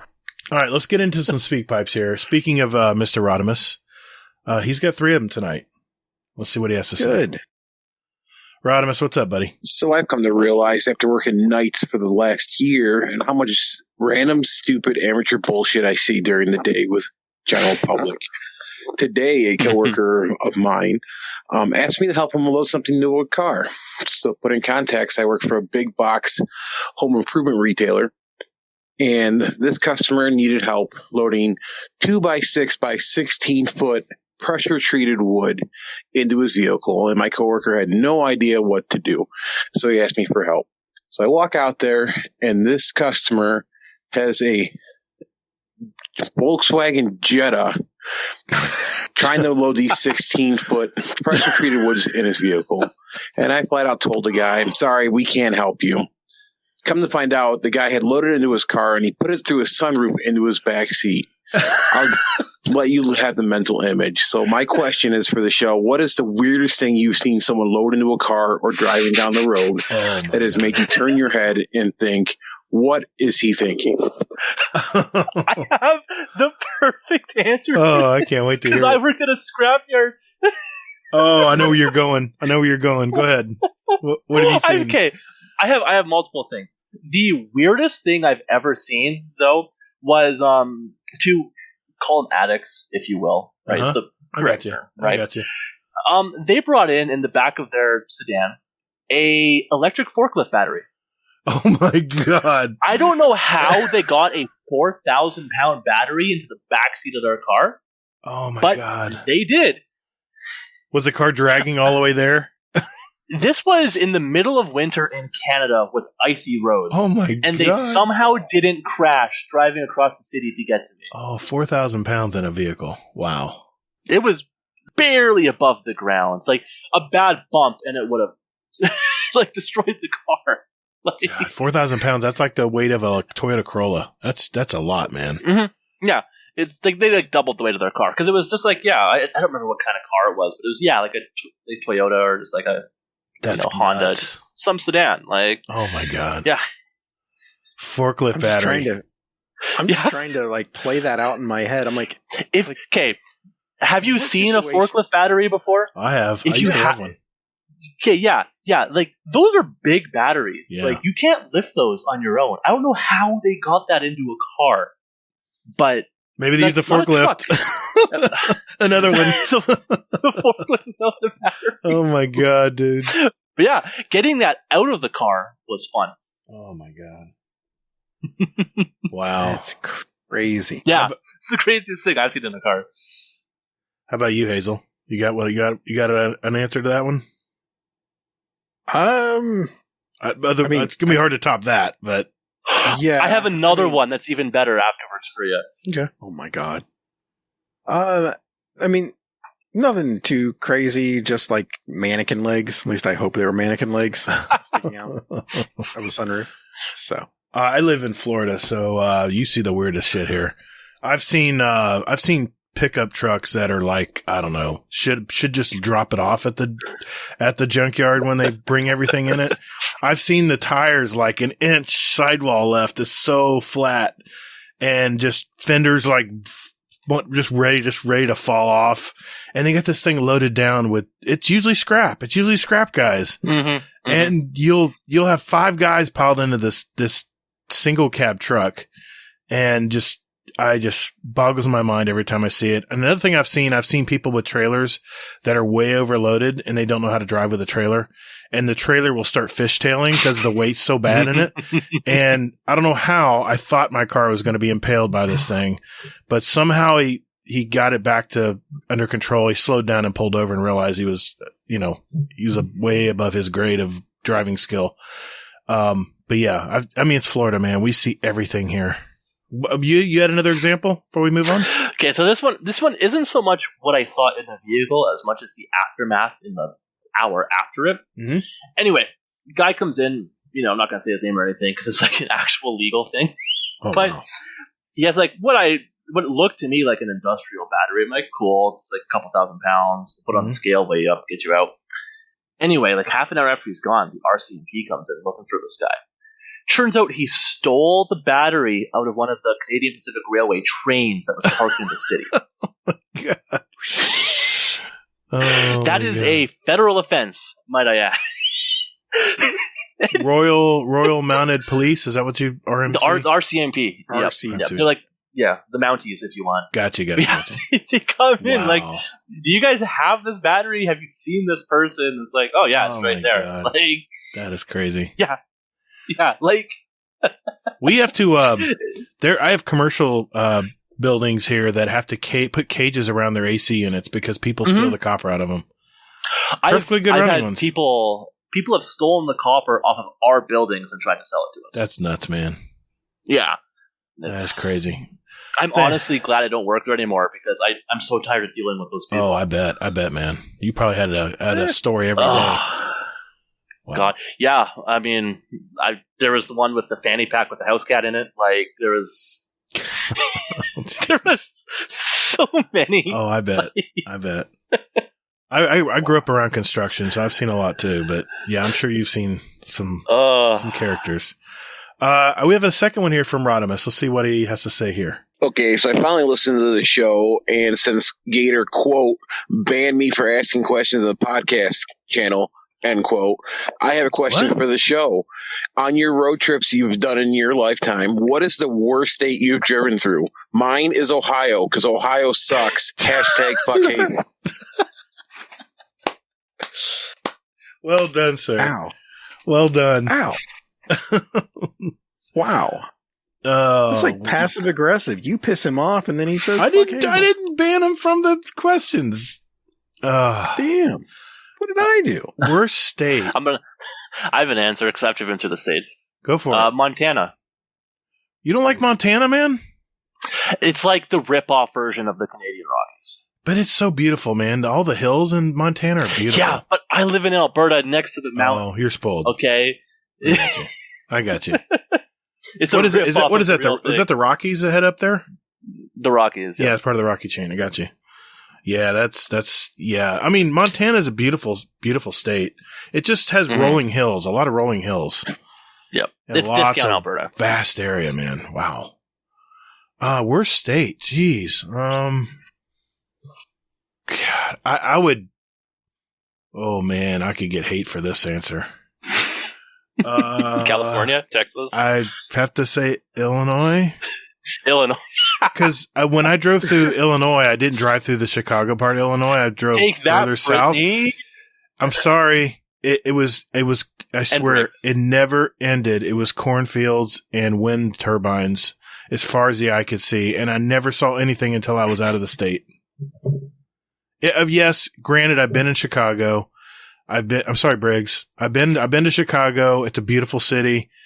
Chubby, I'm sorry, buddy. I'm not knocking your state, but if you drive a little further south, there's a lot of farming areas. I'm just saying. God, there's a no. That's a lose question. Hazel, what's yours, man? I'm afraid to give them. Where's Rodimus live? Well, that's Michigan, but I'm not allowed in Michigan because it sucks. Exactly. Yeah. You know. Oh, yeah. Man. Yeah. Sorry, TJ. I love you too. But yeah. My answer is what is it? Yeah. Can you speak into the mic? Place. Can you speak a little louder in the mic, please?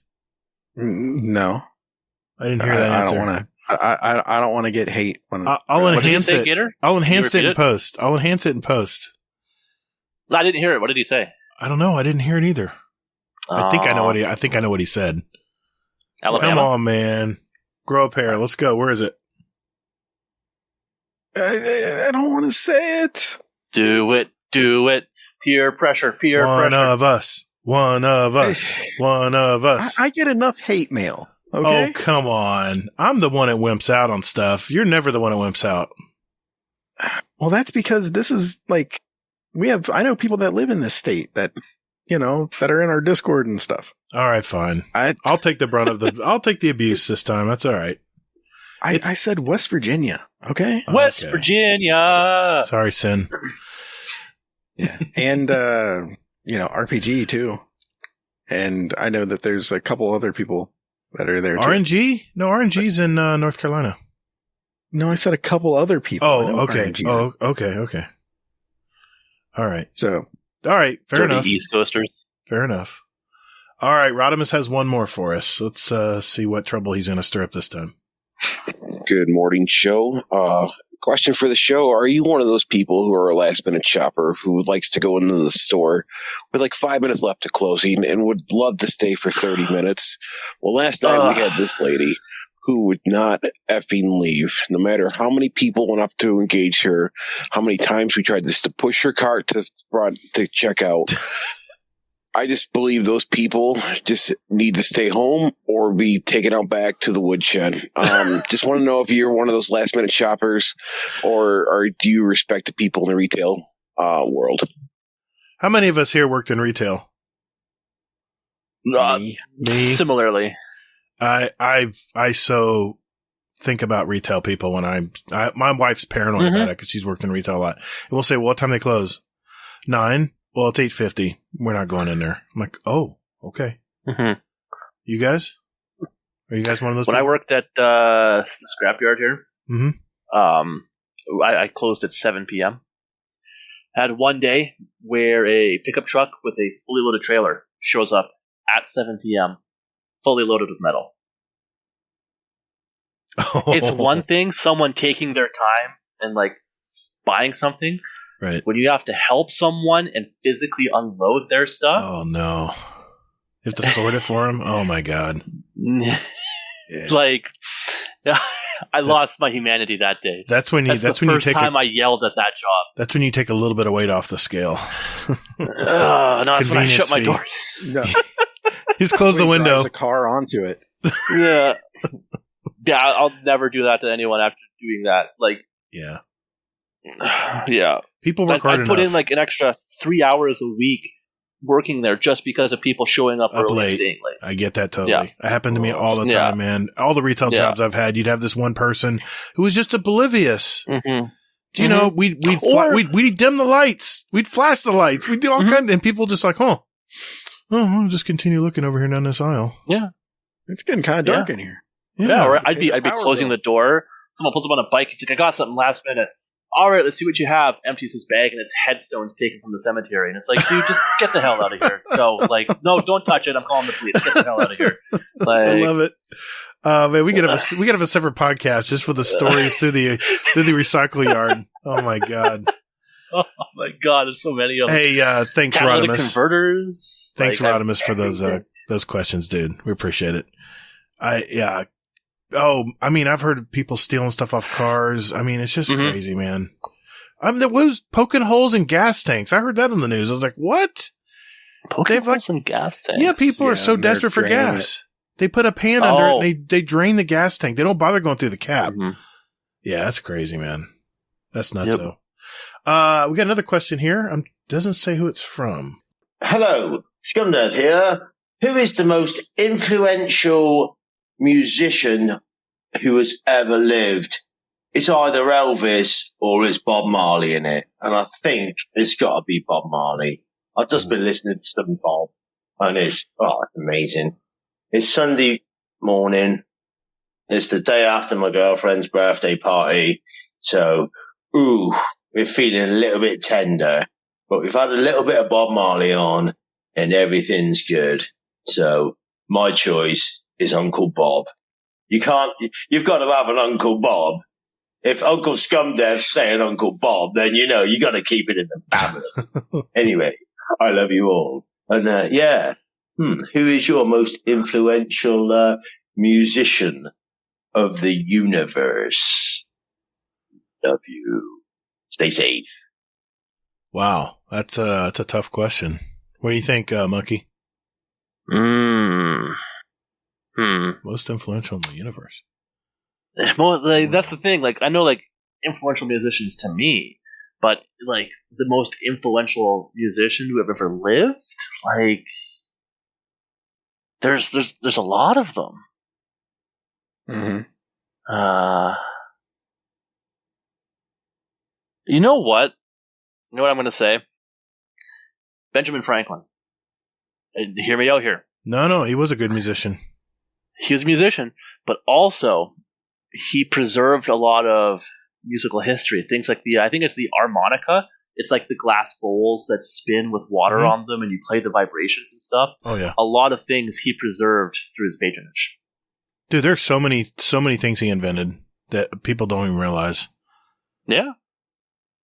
There was that's actually a saying I put in from Benjamin Franklin on my Facebook profile. On his Facebook. Oh boy, those people. What? Were you too old for MySpace, Gator? No, I don't use Facebook, but I heard this. I heard this saying from Benjamin Franklin, and I thought it was very good.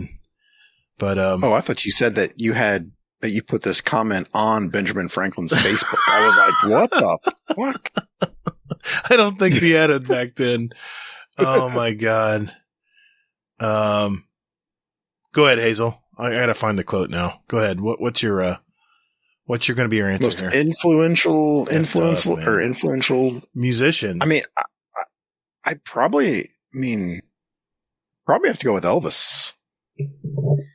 No imagination.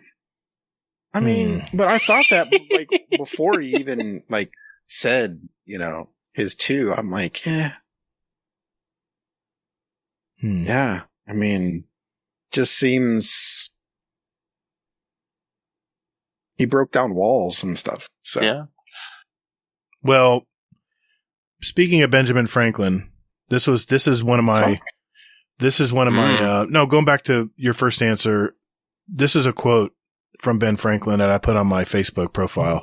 It's, "We do not stop playing because we grow old. We grow old because we stop playing." Mm-hmm. I think that's a good saying. Go ahead. I think like Benjamin Franklin, like if we're talking most influential musician, I mean, founding father of the United States. Like, how is that not an influential musician? That's influential. Like, yeah. No, I mean that's a good answer. Yeah. I just think Uncle Scumdad's going to fight you on that one. Did I win the game? Did I win? I think he was looking for an argument. So he was. You may get him one. You might get one there. My answer is going to be the movie I'm going to be seeing tomorrow with my mom and dad and my family, and that's Elvis. Baz Luhrmann's Elvis is tomorrow. I'm going to be watching that. I'd have to say Elvis. I mean, rock and roll is really, that was a driver early times. And I don't know, man, he kind of, I mean, if you look at all the musicians today, they all go back to Elvis. At some point in history, they crisscross with Elvis. Is the Elvis movie, is he played by a dog? No. No, that's Beethoven. That's Beethoven. Well, it's yeah. okay. No, I was making a joke. I thought it was Okay. funny. It's okay. It went over my head, sorry. Yeah, you're too short. I was. All right. We got, oh, geez. All right. Another question from, okay, I got a question here from Hawkslayer. Here we go. What's up, guys? Hawkslayer here. Question specifically for Gator. I know that he already knows my answer to this question. What's the most exciting birthday you've ever had, considering how your birthday was very, very recent? Yeah, for those of you who don't know, Hawkslayer and Coma share my birthday, which was June 17th. Turned 82, right? Something like that. It's old. They share your birthday or you share theirs? Well, I don't know. We all have the same birthday. Oh, boy. Let me think here. The one that comes to mind right away for me is 69. My 40th birthday. My wife says, get in the car. And I'm like, well, where are we going? Just get dressed and we're going to get in the car. I got a surprise. And we drove and we drove and we drove. And I'm like, all right, babe, what are we doing? A little weekend vacation? I said, my son was in there. My daughter was in there. Both of their friends were with us. I'm like, what the hell's going on here? Finally, she pulls up to the Daytona Beach Speedway. The 500. And drives into the infield. I'm like, how the hell are you getting in the infield? She bought me a Richard Petty driving experience for my 40th birthday. I got to drive NASCAR around Daytona. It was only, I think it was 6 laps, but I think I got up to about 150 miles an hour. There's no speedometers on these cars, by the way. It's all RPM and a 4-speed. It's a 4-speed stick, by the way, if you want to know what a NASCAR has in them. Very, very simple, but they're very tall gears. So it takes forever to get first gear to go up into second gear. And the weirdest thing is you have to actually accelerate into the turns or you'll just fall off the edge. It's crazy. Those banks are so steep. It was hard to realize that once I figured that out. Your speed goes down majorly when is that a word? Majorly? When you go around the turns, the banks are so high on that. You have to keep it floored the whole time. It's crazy. That was probably my most recent, most exciting birthday was my 40th, driving around Daytona 500. All right. Thanks, Hawkslayer. We have one here from Mr. Miner. Hey, everybody. This is Miner. Question for the show. If you've ever done a speak pipe, how often have you hit reset before sending your speak pipe? Honestly, I probably do it at least 7 or 8 times before I actually hit send. Love the show, guys. Later. Thanks, Miner. Appreciate that, buddy. Munky, you haven't sent a speak pipe, have you? I haven't. I couldn't bear to listen to my own voice. Okay, I get that. A lot of people deal with that. Yeah, it's a common thing. Have you ever done a recording, Hazel, where you have to pause and reset? Yep. How many times? All the time. It's maybe 3-4 times, maybe more. I actually just submitted a speak pipe or something similar, a speak pipe to another podcast. It's a podcast about podcasting. I don't know if it'll play or not, but if it does, I'll find it and share it. And it only took me 2 takes, but here I'll give you a little clue. If you're wanting to do a speak pipe, the key is write a small script, put it on writing, put it on paper, read it a couple times, and then hit record and just read it. And you're reading it off the top of your head. You're writing it fresh from your mind. You understand what you're trying to say, and all the little script or outline, you can use an outline as well. It will just keep you on track. It'll keep your mind from wandering. And that's just a little trick. If you're going to do a speak pipe, just jot down something on paper first or put it in outline form, and then it'll keep your mind going in what you're trying to get across. So thanks, Miner. I don't know how many did that take, I wonder. You said 7? I get it, man. I get it. All right. We have another one from Uncle Scumdeath. Scumdeath here. I just went up for a piss, and there was a spider on the wall. So I was like, well, I don't want him in the house. I want to get him out. It was quite big. So I managed to get it to crawl on my arm, and then I managed to fling him out the window. And he managed to crawl down the window outside. So I feel really good about this. So my question is, when was the last time you saved an insect or did something for Mother Nature? Anyway, love you all. Goodbye. Hazel, what's your answer? When there's a spider in your house, what happens? Fucking dies a horrible death like it should. Oh, I thought you said you were going to burn the house. I have an outtake somewhere where you actually said, oh shit, there's a spider. Yeah. And it got real quiet. I'm like, what? Where'd he go? Yeah. Yeah. See, Yeah. up here in Canada, at least in Alberta, we don't have any venomous spiders. Okay. Nothing. The worst insects we have are mosquitoes and horseflies. Right. With a vengeance. So, yeah. So if I have a spider in the house, I leave him be. I mean, I shared this fact, being I am a certified pest control operator here in the state of Florida. Oh. Yeah. Little known fact, and Hazel, you might want to plug your ears, but a little known fact is there's always a spider within 3 foot of you at all times. Oh, fuck that. I'm just saying. Yeah. There always is. It's Look in it my up. pants right now. Google it. It's there. A spider is within 3 foot of you at all up my leg times. hair. Because there's so many It spiders really in this feels world. weird. Little tickle? Yeah. Oh, yeah. It's crawling on my leg. It's on my knee. I got to share what happened the other night. I was watching TV. I was watching The Boys or something. And literally a spider comes out of my ceiling through a hole in my track lighting above me and literally webs down a single web right in front of my eye line in front of the TV. And I was like, motherfucker, do you know who I am? So I promptly just waited for him to land on the desk and took care of business. Splat? Took care of business. Yeah, I mean, there's always spiders around. I know Hazel's. Nighty night, Hazel. Night night. You said that, Yeah. and I immediately look up Sorry, dude. Oh, yeah. Oh my You gosh. compare them to flies and mosquitoes and all that stuff, though. Are they really a pest? They're beneficial. They eat other insects. Yeah. And there's only a few venomous ones. And the ones that are venomous, by the way, live under decks or under house crawl spaces or in your lights outside. Black widows love porch lights. So if you ever change a light bulb, little important tip here. If you ever change a light bulb, make sure you look in that thing before you reach in there to screw the light bulb out and put a new one in. Because or wear a glove. Well, you can wear a glove, but they will crawl up your arm. They're pretty quick once they get on you. Just check the Joke's light. on it. Just check the light before you do it. Conversation. I'm sorry, man. I'm just giving you guys a tip. Joke's on the spider. I'm into that thing. Anyway, I think was it Perilous Sprite said, thanks for sharing that. How is that a fun fact? I'm like, maybe it isn't a fun fact. Anyway. That's it. That's it for our speak pipe. So now we have a ton of questions for a good old Killamonkey here. Mr. Monkey?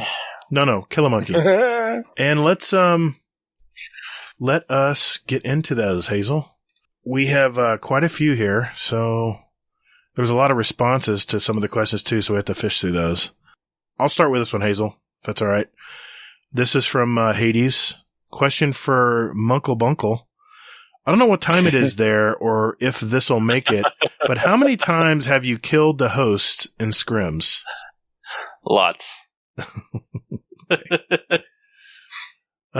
Easy question, easy answer. Hades, man. They usually cheat and put themselves on my team, so it's I know Hazel done that plenty of times. What the? No. No. No, because, I mean, if I do end up on their team, on Munky's team, then that means, like, there's, like, Some not killers. many, I mean, yeah, I mean, yeah, it's... Yeah, if you're on my team, there's some bad company on the other teams. Yes. Yep. That's usually how it works. I mean, you know, Right. Munky usually gets paired with one of the weaker members, and then, you know, usually gets like a middling member. Right. So, All right. Let's see. Let's just get through these, Hazel. What else we got? okay. Yep. All right. I have question for Munklefish. Where is your cat right now? I can go check, but it's probably sitting outside my door. Let's see. Open the door. Yeah, right there. No. Yeah, outside the door. I like these quick questions. All right. I've got one here from Chaos Apprentice Brittany. And she says, question for the monkey. Does your back hurt a lot from carrying people through Crucible? A lot of Crucible questions tonight. A lot of Crucible questions. Nah, it's fun. I enjoy it. Yeah, it's just like Sherping in a raid. You're helping people. That makes sense. Exactly. All right, Hazel. All right. Question from Hades. Question for the Munkle. Favorite random history fact apart from the rocks saying catch? I don't get Okay. this one. So I'm gonna share the same one that he's saying not to, just because not everyone knows this. When I was in university the first time, I also studied military history as some of my electives. Right? I remember we talked about like the origins of warfare and its effects on society. In World War II, you saw a lot of like bombs with like "Dear Hitler, Happy Easter" and stuff written on it. Right? Mm-hmm. Right. That's a tradition that follows all the way back 10,000 years to like the biblical town of Jericho, right? It was under siege at one point. You know, there was a conflict. City like disappeared. People didn't know where it was. And then they found the evidence of the siege in like 1950 or something. Wow. And on the balls they used in their slings, it was inscribed their equivalence of the word catch. Oh, So- So, Really? So, like, teabagging and taunting people in the Crucible is a 10,000-year tradition of humans that we at least know of. Wow. Like, yeah. I hear that's my streamers doing favorite that. history They'll fact. throw a grenade and say catch. Mm-hmm. Like it. And he had a follow-up. And that was, have you or would you ever skydive? 100%. I don't know about that. Perfectly good plane. Give me a parachute or don't. boy. Just push me. I don't care. Hazel, we gotta do this one from the Forgotten One because he bet that I would never ask this question. So I want to make sure he loses his bet. That sounds real mature. Yeah. Okay. If Gator says something and no one is around to hear him, is he still wrong? LOL. Yes. Yes, he is. Exactly. What? yeah. We could ask your family that too. What? No. No one hears it. And Remember, Gator? Remember when we were playing that Scrims match and I said, don't push Austin by yourself? And you did it without saying a word. yeah. Even though I couldn't hear you, you were still wrong. I might have made a mistake there. My favorite also was the time when Warcry told him, "Hey, don't push the lane. Hazel's sniping." And That may or may not have happened. I don't remember, Your Honor. Mhm. All right. it happened. You asked that one. So I'll get this one out from the Scarlet KM. Question for the show. How do you eat a Kit Kat? We've already answered this question, so we'll defer to you, Killa. Oh, with your mouth. Oh, boy. Okay. Granted, there are other ways to eat a Kit Kat, but I think with your mouth is the accepted one. Oh, boy. Okay. I'm curious about other ways to do this, but I'm not going to Google it. I'm not either. You ever had an enema, Hazel? I've never had the pleasure. When you get older, you might need it. Okay. Well, maybe when I get Gator's age. He knew what it was. He laughed. So like, I'm reading the question up above it. oh, okay, sure. Mm-hmm. Oh my God. Hammer Crasher 32. Question for Munky: what aimbot do you use? A follow-up question: how much do you pay for hacks? I wouldn't pay for it. I would make it myself. Okay, right. I have standards.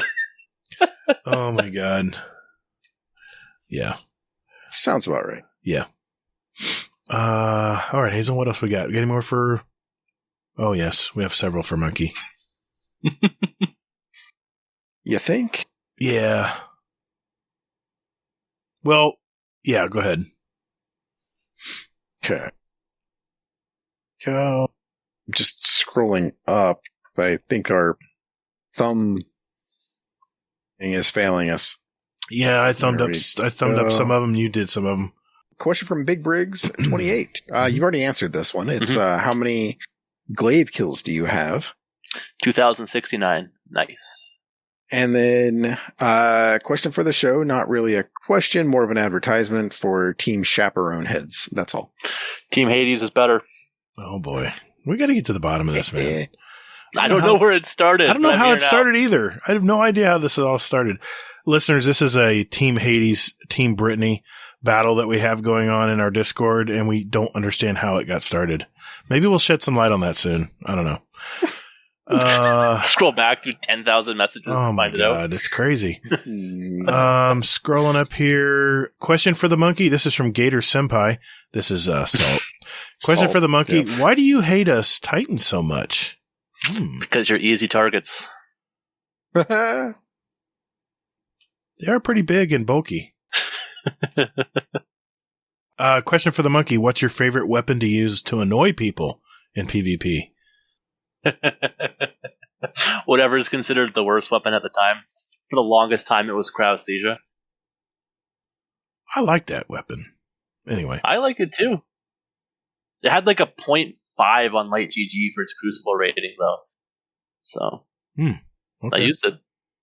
Gator is not unthumbing these. Just because you thumbed them. I can't unthumb them. You thumbed them. You can unthumb them. I can't. How do I do that? What's with all the thumbing talk? That's kind of questionable. What button do I press? Oh, fucking technology is wonderful. What? McGonagall is Hades. Question for Munky. What's your favorite weapon to use and annoy people? You've already asked. Yes. Fucking Gator. You thumbed that so one, not me. Okay, Gator, there's technology. So what you want to do is you right click on it. Yeah. And then it goes to reactions. Oh. And then if you look down further, it says remove all reactions. Oh, okay. Gotcha. I'll help you out here. Okay, the forgotten one. Gotcha. Should I thumb them all up? No. Don't touch them. Everybody, if you can hear me. No, we have a method. System. We have a method. Questions. Fight the power. The forgotten one. Question for Munky. It a normal heat or a dry heat in summer in Canada? Depends where you live. In Alberta, it's pretty dry, though. It's been raining for like 2 weeks straight and we're at like 30% humidity. Man, I'll take that all day. Still 99% humidity, by the way. Hasn't budged. Hades, question for the Munky. What weapon do you suck with? Shotguns. I don't use them very often. I hate shotguns. Yeah. I'm not practiced with them. Okay. I'm going to go with this one. I'm going to let this one get asked by Gator. I think this one's for you too. It's from Soccer. Question for the show. What's your favorite hockey team?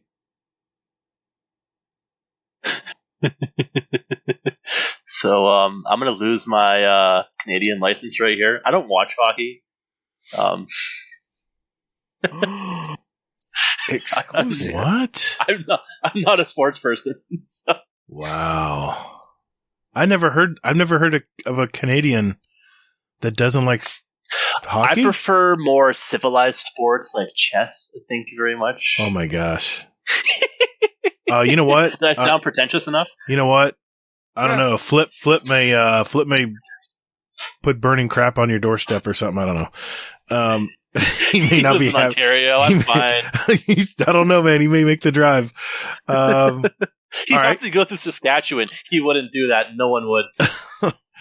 I got one here from Brittany. Question for Munky. What's your favorite part about Canada besides that I'm not there? Universal healthcare. That is nice. Sometimes I wish we had that. Yeah, it is nice. Yeah. I went to the doctor today. It cost me nothing. Nice. I went to the doctor last week, and it cost me $20 copay, and then they sent me another bill for $100. I had a funny anecdote about Canadian healthcare. Back in February or whatever, last year, February, I had dental work done. Mm-hmm. I had a two root canals and a crown done, and it cost me $400. That's not bad. Yeah, it's pretty good. Being that I've had both of that done too, and it's not $400 here. I had 80% coverage through my healthcare with the province. Wow. Question from Hades. Question for the monk. Have you had a chat with autocorrect recently? My phone used to try and make your name Munky, and has either been threatened or given up in the last couple weeks. I'm good at threatening computers. I threaten to turn them back into sand. Well done. I have one here from Mr. Munky. No, that's Kill a Monkey, isn't it? No. It's Kill a Monkey. I'm Mr. Monkey. Yeah. Yeah, question for the monkey. Sorry we get mistaken on podcasts. Cough, gator, cough. Canada looks amazing. Recommendations on where to visit. Okay, so I have a few. Saskatchewan, right? It depends. Well, you can go to Saskatchewan. There's nothing there. It depends what you're into. If you like urban environments, Calgary has the Stampede. It's like a rodeo sort of like festival fair that goes on. If you like nature, I highly recommend going into the Rocky Mountains in winter to a hot spring. We always used to do that as our vacation when I was younger. It is really nice. Alternatively, Banff National Park in Alberta. But a lot of the things in the mountains. Out east, you could go to Niagara Falls, the part in Canada. Or a lot of the, if you're into history, there's a lot of museums and stuff about the early colonization efforts out east. Those are my suggestions. Interesting. Yeah. The mountains in the winter are beautiful. I can't recommend them enough. I can go 5 minutes down the road and I can see the mountains. They're that beautiful.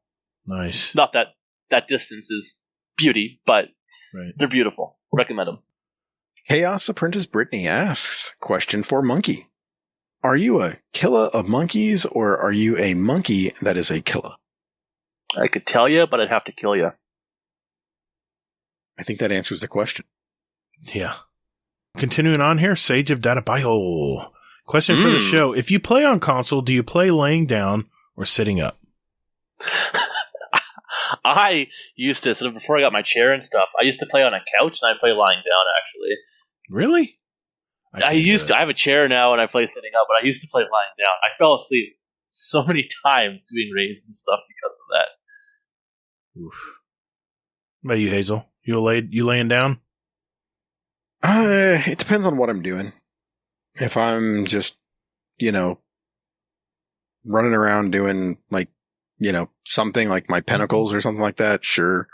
But if I'm doing a raid or something where I have to pay attention and be serious, then I'm sitting up. If you call reclining in my office chair, then I guess I'm laying down, but I'm pretty much sitting up. I can't do it laying on my side looking at the TV. Can't do that. I used to, but not anymore. Yeah, you're reclined. Yeah. Slightly reclined, yes. Okay. What do you think? One more each, Hazel? Sure. Okay. Uncle Scumdeath asks, what was the last gig you went to with your other half? Oh, that's a great question. It's been a while since I've been to a concert. Well, the last concert I've been to was in 2019 when Sabaton was touring North America. But I haven't been with a partner or anything to a concert. So okay. See, we don't go to concerts. If I'm going to listen to a music group, I want to listen to it on my headphones. Because you're old. Pretty social. But you know what we do? We do. What we do is we stand up. Hit each other with spoons. That too. But no, what we do is we watch stand up. We love stand up, and the last few I can think of is Bill Burr. We saw him in Daytona at the Ocean Center. How do you, of all people who loves music, not go to music concerts? I have not had good success going to music concerts, and I can't even think of the last time I've been to one. We saw Jim Gaffigan in concert in Universal Studios in Orlando. Still not a musician. I'm trying to think of the last music concert. Back when Elvis was still touring. You're funny. Funny guy. Oh, man, geez. You know what? He said that like, yeah, you're right. It might be Elvis. It might. Like, well, all right. Prog rock band. Well, Mizio. No, we don't. Missio was in town, but we didn't go see him. We just don't go to rock concerts. We just don't go to music concerts. They're always way too loud, man. And unless you're wearing earplugs, you won't hear for a week afterwards. I don't know about you, but my hearing, get off my lawn. My hearing's already going. I don't need more damage to it. Gran Torino. I listen to power. I mean, I've 20 something years of power equipment in the background. My ears already have tinnitus so bad. So, you think of one, Hazel? Last time you've been to one? Yeah, I know this answer. Although I might be wrong, but it was actually Train of all people. Really? Got free tickets to go, and I was like, I really don't want to go see Train of all fucking people, but sure. It came with free beer. Oh. Came with free beer, so I was like, I'm changes sold. things. Let's go. Yeah. Yeah, and then I ended up really having a good time. I mean, I was plastered, but yeah. All right. Okay, I do remember one. It's been a few years, but we saw several bands. Ice-T? No, go back even further. No, this was not back when they were big. There was a callback tour, but we saw the Doobie Brothers at Universal. That was a good concert. We've seen several outdoor concerts, but we haven't Barry gone in. Manilow. No, he does share my birthday. But no, I haven't listened to him either. No. Did you go to Woodstock in the 60s, Gator? No, funny guys. I wasn't even born then. I was protesting the war. My army jacket on? No, it was not me. In the Ute. Oh my God. In my Ute. Oh, okay. Not your Ute, your mom's Ute. That's a good question. Yeah. Oh, geez. I'm picturing somebody listening to that, just going like, "Oh my God." Oh, okay. Here's a good one. This is from Fublub. Question for the show: which subclass changes are you looking forward to more? Well, he asked this back in May. Yeah, we've already had two of them. Solar 3.0 or Arc 3.0. Well, I mean, we don't know about Arc. You think you're going to like Arc more than Solar? I hate Arc. Oh, no way, dude. Chaos Reach? Arc Hunter is severely underwhelming. What if they gave him Blink? So here's the only thing I can say is if they make Combination Blow even stronger, Hunters will break the game. So I'm looking forward to that. Think like Throwing Hammer with Roaring Flames with like 4 times the damage. Mm-hmm. That's all I can equate that to. Right. If that doesn't happen, I'm going to be disappointed. Okay. You looking forward to anything in Arc coming up, Hazel? Or you like Solar too much? I don't like Solar just because I crutch on it way too much. You know? Yeah, Restoration's nice. I mean, I just ran... The hell, what did I even run? Oh, the 100K mission. The legendary mission thing. And I just ran it. I put myself in the worst of situations. Just to test it. The worst situations. No, I just knew I wasn't going to die. I just That's crazy. it popped my barrier, and then I just went to town just hammering everything. Jeez. It's like I didn't fire like one bullet, I don't. Wow. Yeah. I have a problem with Restoration on my Hunter where I have my dodge cooling down so fast, it actually loops Restoration with Classy Restoration to the point where it breaks the perk and it no longer gives me health regen until I stop and let it run out. I'm gonna ask First this world one. problems. I'm gonna ask this one for Mr. Munky because it's related to what we're now talking about. He goes with Arc next season. Do hunters need a second super, not just pole dancer?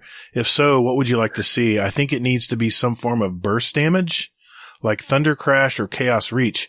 Heard speculation it could be throwing the staff, like the spear last season. What do you guys think? Oh, That would be cool. Yeah. but it'd have to do a lot of damage. I'm picturing Yeah. like Yeah, it'd be interesting.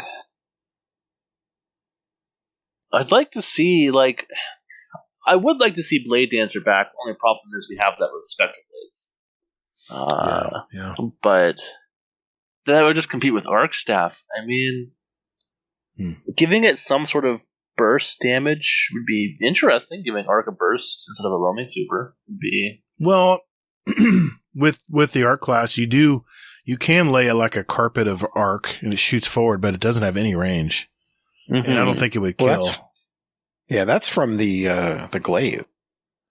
No, this is it's an arc super where you can stomp from above with it, or you can actually sling it like forward, but it only goes like 10 feet maybe. Oh yeah, It's like a small area of effect. I don't know if it would be lethal though. I'm not sure.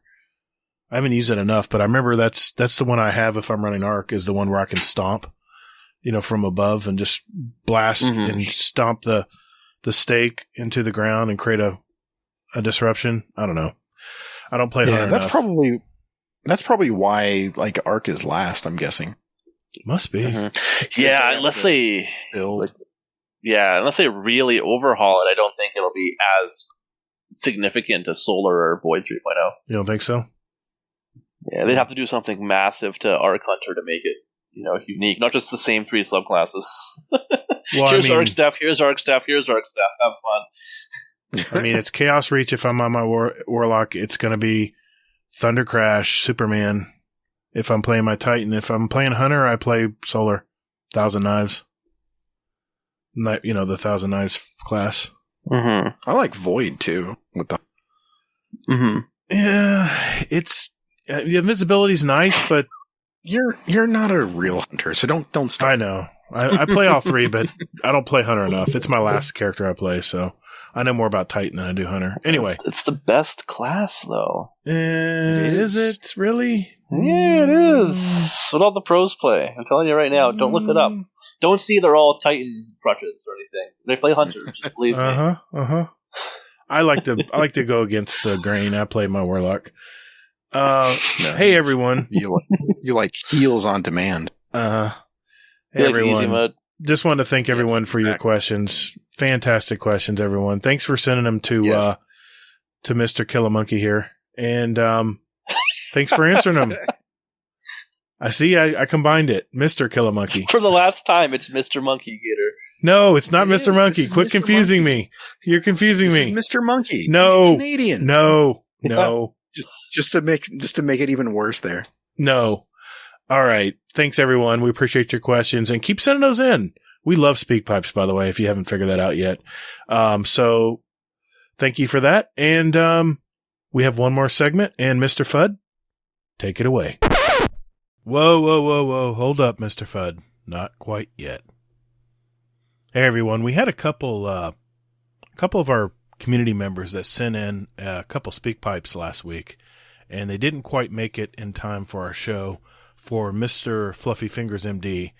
And Fluffy was generous enough to answer these for us. So we're going to play those real quick before we move on to our last segment of the show.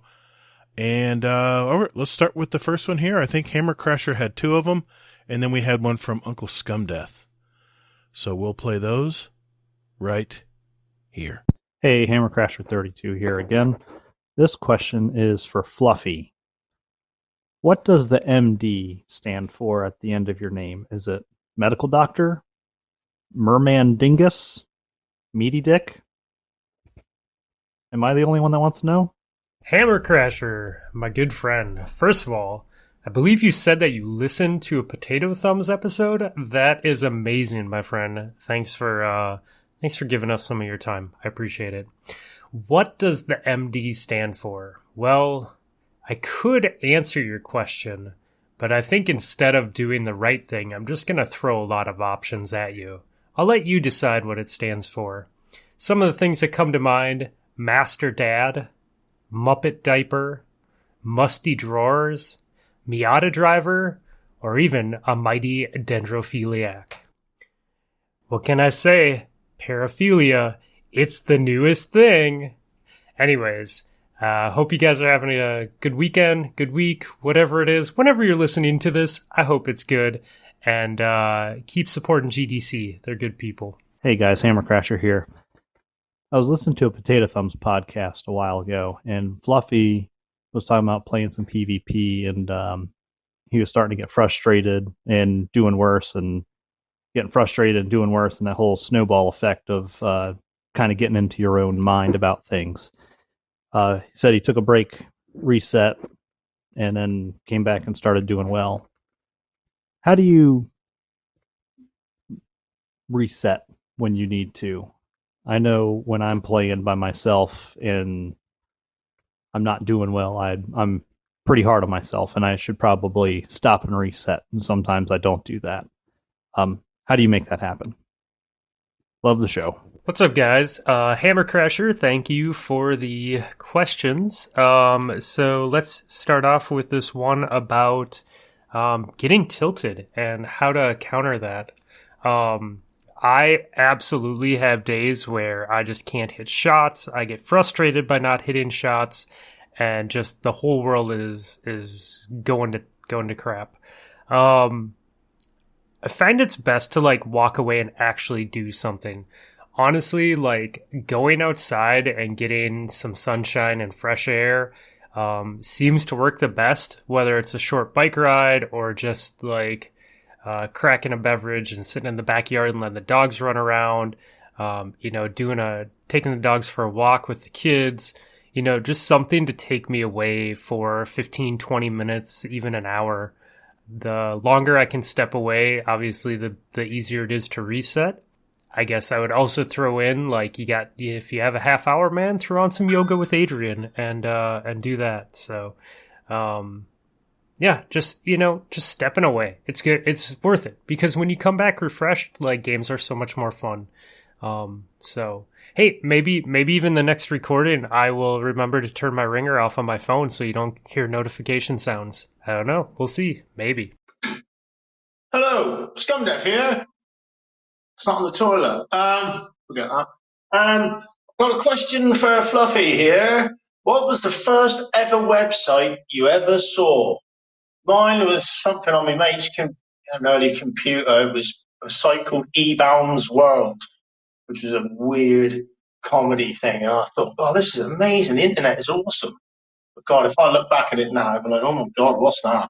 Anyway, what's the first website you ever saw of the show, guys? Great question there, my good friend Scumdeath.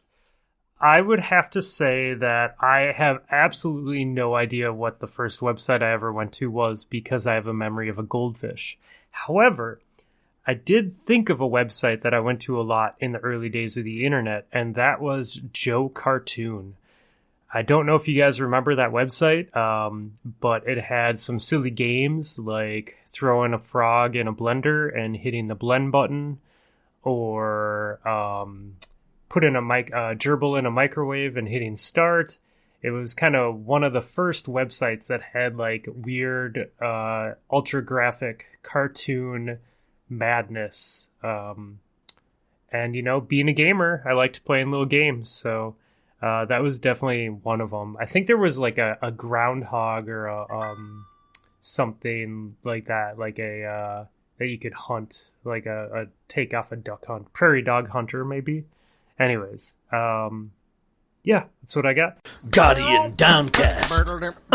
Guardian Downcast. Yeah, Guardian Downcast. This is an intro. Guardian Downcast. Guardian. Not copyright. Guardian Downcast. Thank you, Mr. Fudd. We appreciate it, buddy. This is the final segment of our show. This is where we pick our song for our award-winning Guardian Downcast show playlist. Just a little sample of what the two of us and Kill a Monkey here likes to listen to. And we invite you to listen to it as well. Just search for Guardian Downcast Show Playlist on Spotify, and we have another playlist like that on iTunes as well for all the Apple Music folks out there. I always post the links in our show notes, right below, right down there. If you want to follow along and see what we add, we now have 1,025 songs representing all of us and all of our past guests, a musical history since our beginning in July of 2019. So to continue that tradition, Kill a Monkey. What'd you pick for tonight, man? I picked Rainbow in the Dark by Dio. I like it. I like that group. It's good. It's good. Yeah. What is it about that song or about that group or that song you like? It just really speaks to me. I like it. Okay. Try and be something bright in times of trouble. Fair enough. All right. Hazel, what'd you pick for tonight, man? All right. I picked a song called The Search by NF. Spotify said, hey, you might like this. It fits your, what you like usually. It's like, all right, fine.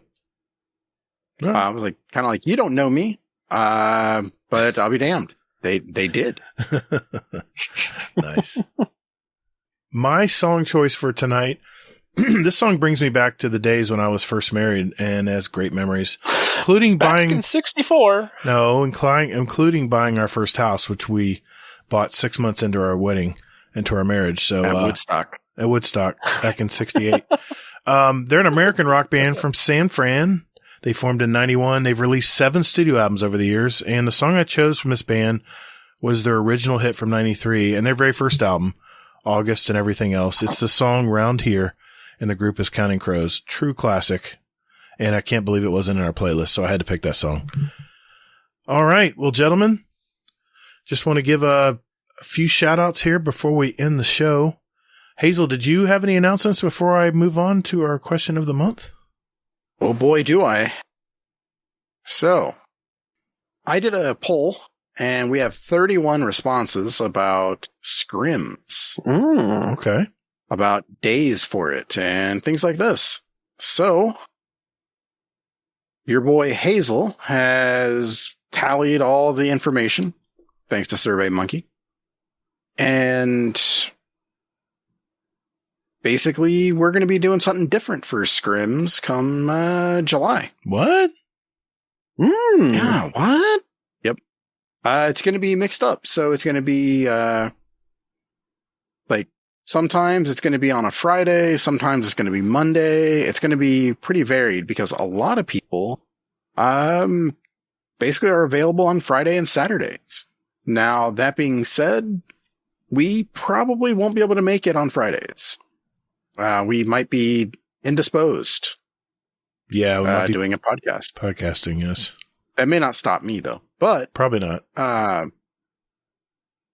So I just wanted to throw that out there that, we're going to be doing some new stuff there, kind of mixing it up a little bit. Yeah, that's a good idea, man. It'll give people who couldn't make it on those Monday or Wednesdays another day to try, right? Yep. Yeah, exactly. It's a good idea, man. I'm glad you're doing that.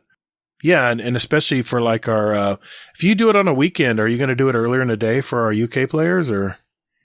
Oh, you should do it at noonish so they can show up. And like at 2:00 or something. Yeah. I don't know. You know what? Just keep your eyes on the Activity Raid Bot, right? Or Activity Raid Bot channel. Yep. Yeah. Exactly. And Hazel puts those together. Noon my time, 2 your time is actually the same time. So there we go. We'll have the same time frame according to Gator. So you guys aren't on God's time. What are you talking about? Eastern depends. Standard Time. That's the only time. Nah, Mountain Time all the way. Okay. What are you going to do when the flood comes, Gator? I don't know. You're going to have to convert to Mountain Time. I guess. We'll be flocking to Alberta. Yeah, flocking to the Rockies 1,000 meters above sea level. When everything's flooded. I got you. Yeah. Mountain Time's the best time. Anything else, Hazel? It will be then. Also, raid nights will be thrown out there as well. So really interesting. Yeah, mixing it all up. I like this, so again, Hazel. Why? I like this. I am just a humble servant of our community. So Okay. I wouldn't say humble. not so humble. Yeah. All right. Thanks, Hazel. I just wanted to reiterate, this is the last week for our question of the month. And here is our question of the month for June. What character class do you play? Do you play a Titan? Do you play a Hunter? Do you play a Warlock? And why? Give us answers why. Do you have a build that you like to use? Or is there some certain super or some weapon that works well with whatever class you're using? Whatever it is, let us know. And we need to get those answers by this Wednesday, June 29th. That is, by the time this show comes out, that's a couple days. So jump on it while you're thinking about it. You know, you can record it 7 times like Miner did before you send it in on the SpeakPipe. But send it in. If you send it in through the SpeakPipe system, our voicemail system, there will be extra 2 drawings besides our initial one, which is a $25 Amazon gift card. Miner actually won it last month for the question of the month for May. So let's see who wins it this month. $25 Amazon gift card up for grabs, and that will be to everyone. And if you send it via the SpeakPipe, we have some podcast swag and accessories we'll be having drawings for as well. So let's see what we get, guys. Don't forget, send it in by the 29th, which is this Wednesday. And on episode 154, Hazel and I will read or play your answers on the show. And like I said, we'll get that drawing going. See if you get a $25 Amazon gift card. I know something I can use it for. But anyway, thanks for that. And good luck, guys. Just want to give a shout out to our Patreon members, our Dungeon Champion patron Scoot, and our Raid Boss patrons, basically NACL, Jealous, and Frostbite, for your guys' support. Thank you for that. And a quick thank you to all our patrons out there. We do appreciate it. You know who you are. The support goes right back into our community, into our drawings like we're having next week, and podcast swag, you name it, all of our hosting services, all that stuff. It goes and helps us out so we can just concentrate on podcasting and not all those expenses that come with it. So thank you for that. If you do find some value or you're being entertained, probably by Hazel tonight because I'm bumbling so much, or damn, I almost said it again, or Kill a Monkey. You did say it again. Damn it. Do us a favor and visit us at patreon.com/supportguardiandowncast, all one word. And you can join our patrons for less than what you would sub to Twitch or YouTube for. So it's pretty cool. You get a cool badge, special role in our Discord, and of course a private Discord channel to chat in. Yeah. I'm going to leave that open. Well said. Well said. I'm going to leave that open. No feet pics, please. So thank you to all our awesome members. We hope you have enjoyed everything you hear from us. And we hope that you guys enjoyed our latest project. We just released this to all you guys this month, and we're still awaiting some feedback from some of you out there. So listen to it, give us some feedback, and we'll be sharing that later. Thanks, Kill a Monkey. Appreciate you being on the show tonight, man. I have a lot of fun. Yes, what's wrong with feed pics, Skater? What's wrong with feed pics? Huh? Why can't Hawkslayer sent me a feet pic privately, and I had to gag a little. It was right after he had been working on the barge all day. His feet were all waterlogged and stuff. It's like, He had the old trench foot? Yeah, a little bit. A little bit. And he showed it to me in the shower, man. Come on, man. I know, actually, I get a chuckle every time I see that pic when he DMs me. Photoshop a spider on it and send it to him. Oh, God, please. Fuck no. Thanks, Kill a Monkey. We appreciate it, man. Hey, man, how can people reach you out there? How can they find you and team up? I mean, if you're in the Discord, just at me. It's the easiest way. And that's Munky, M-U-N-K-Y. M-U-N-K-Y. Easiest way to find it. Nice. Well, thanks again, man. We had some real productive talk tonight, especially on Crucible. I appreciate it, man. Yeah. Well, some of us had productive talk. Some of us were all negative Nancy's over there. Yeah. Hey, I'm fading. I'm fading. You're fading. No, you can't use that. That's my line, man. Hey, everyone, do us a favor. If you like what you're hearing tonight, we don't Google very well. So, we don't use the Google very well. So do us a favor. Tell a friend about us if they like to play the game and, send them our way. We'd appreciate that. All right. Hazel, how can people find you, sir? People can find me at Hazel NT anywhere and everywhere except for Twitter, where I am, or Twitch, where I am the Hazel NT. You can find me on the interwebs, on Twitter specifically, at Todd the Gator. Remember, that's GATR. You can find me on Steam and PS5, Gator, all caps, GATR. Don't forget those underscores. And you can find me that way on YouTube. We have a YouTube channel as well, where you can find our episodes every week. So check that out.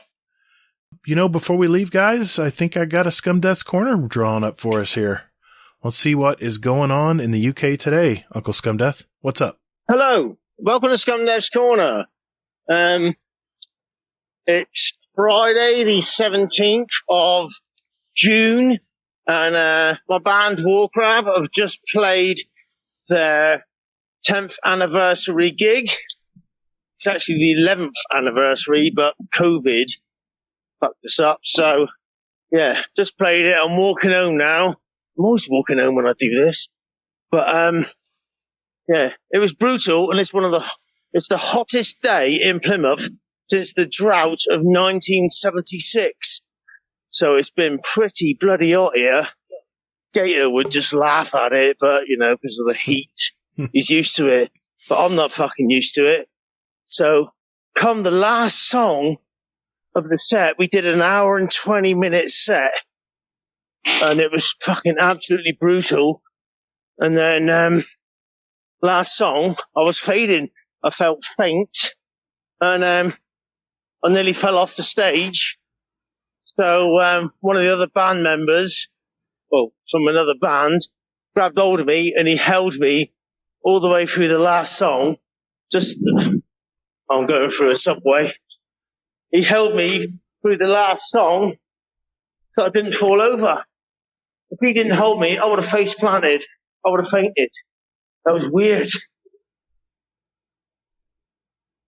Yeah, mate, right, mate? Was I supposed to meet you by any chance? No, mate. No. Oh, what are you meeting for? Yeah. No, mate. Oh, no, mate, no. No, I'm not meeting anyone.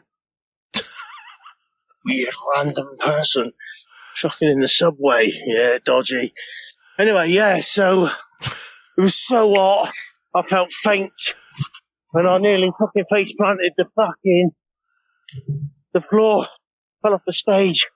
But, one of the other guys just held me for the last couple of minutes of a song. I've never felt heat like that. Hottest day we've ever had. And, the hottest gig. Oh man, don't play gigs on the hottest day of the year. Jesus Christ almighty. I don't know.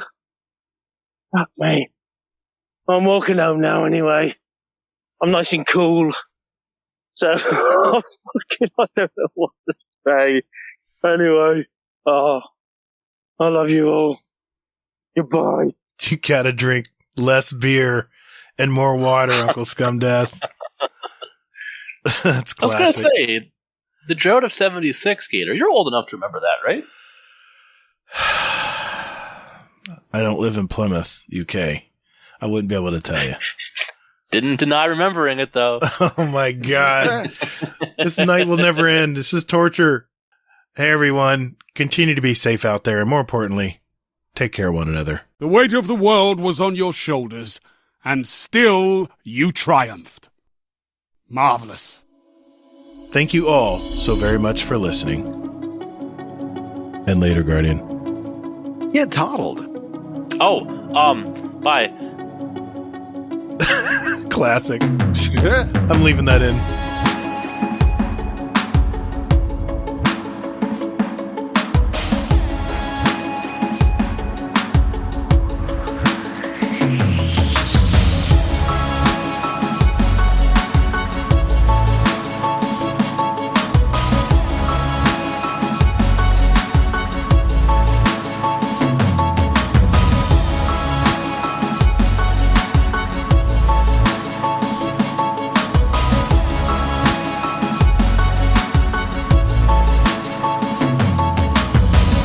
Show that asks, hey man, how do you PvP? I'm your host, The Gator, And my co-host Hazel is here as always. How you doing, man? It's weird, man. What's weird? How do you PvP? Yeah. That's not how you said it. But Okay. Yeah. Not awkward at all. No, not at all. Not at all.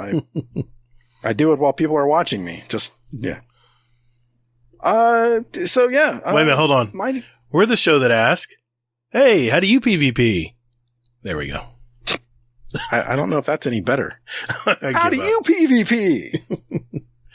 All right. We're the show that asks. Oh, God, help us. How do you play in the Crucible? There we go. Done and done. I'm your host, The Gator, and my co-host, Hazel. 3 times to do. Hey, man, how you doing?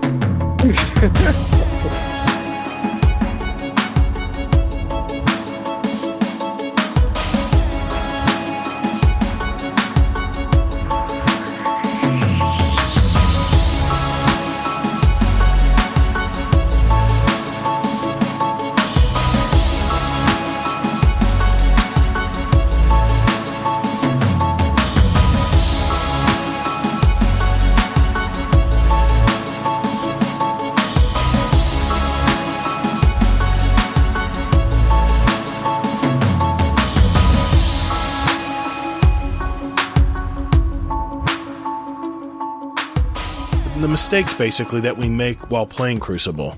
Either things you've seen players do or things that you catch yourself doing. It could be either or. Let's start. I want to start with you, Mr. Munky. Damn it, I did it again. I want to start with you, Killer Monkey. I'll put that in the outtakes too. I know who we have on the show. I'll put that in the outtakes too.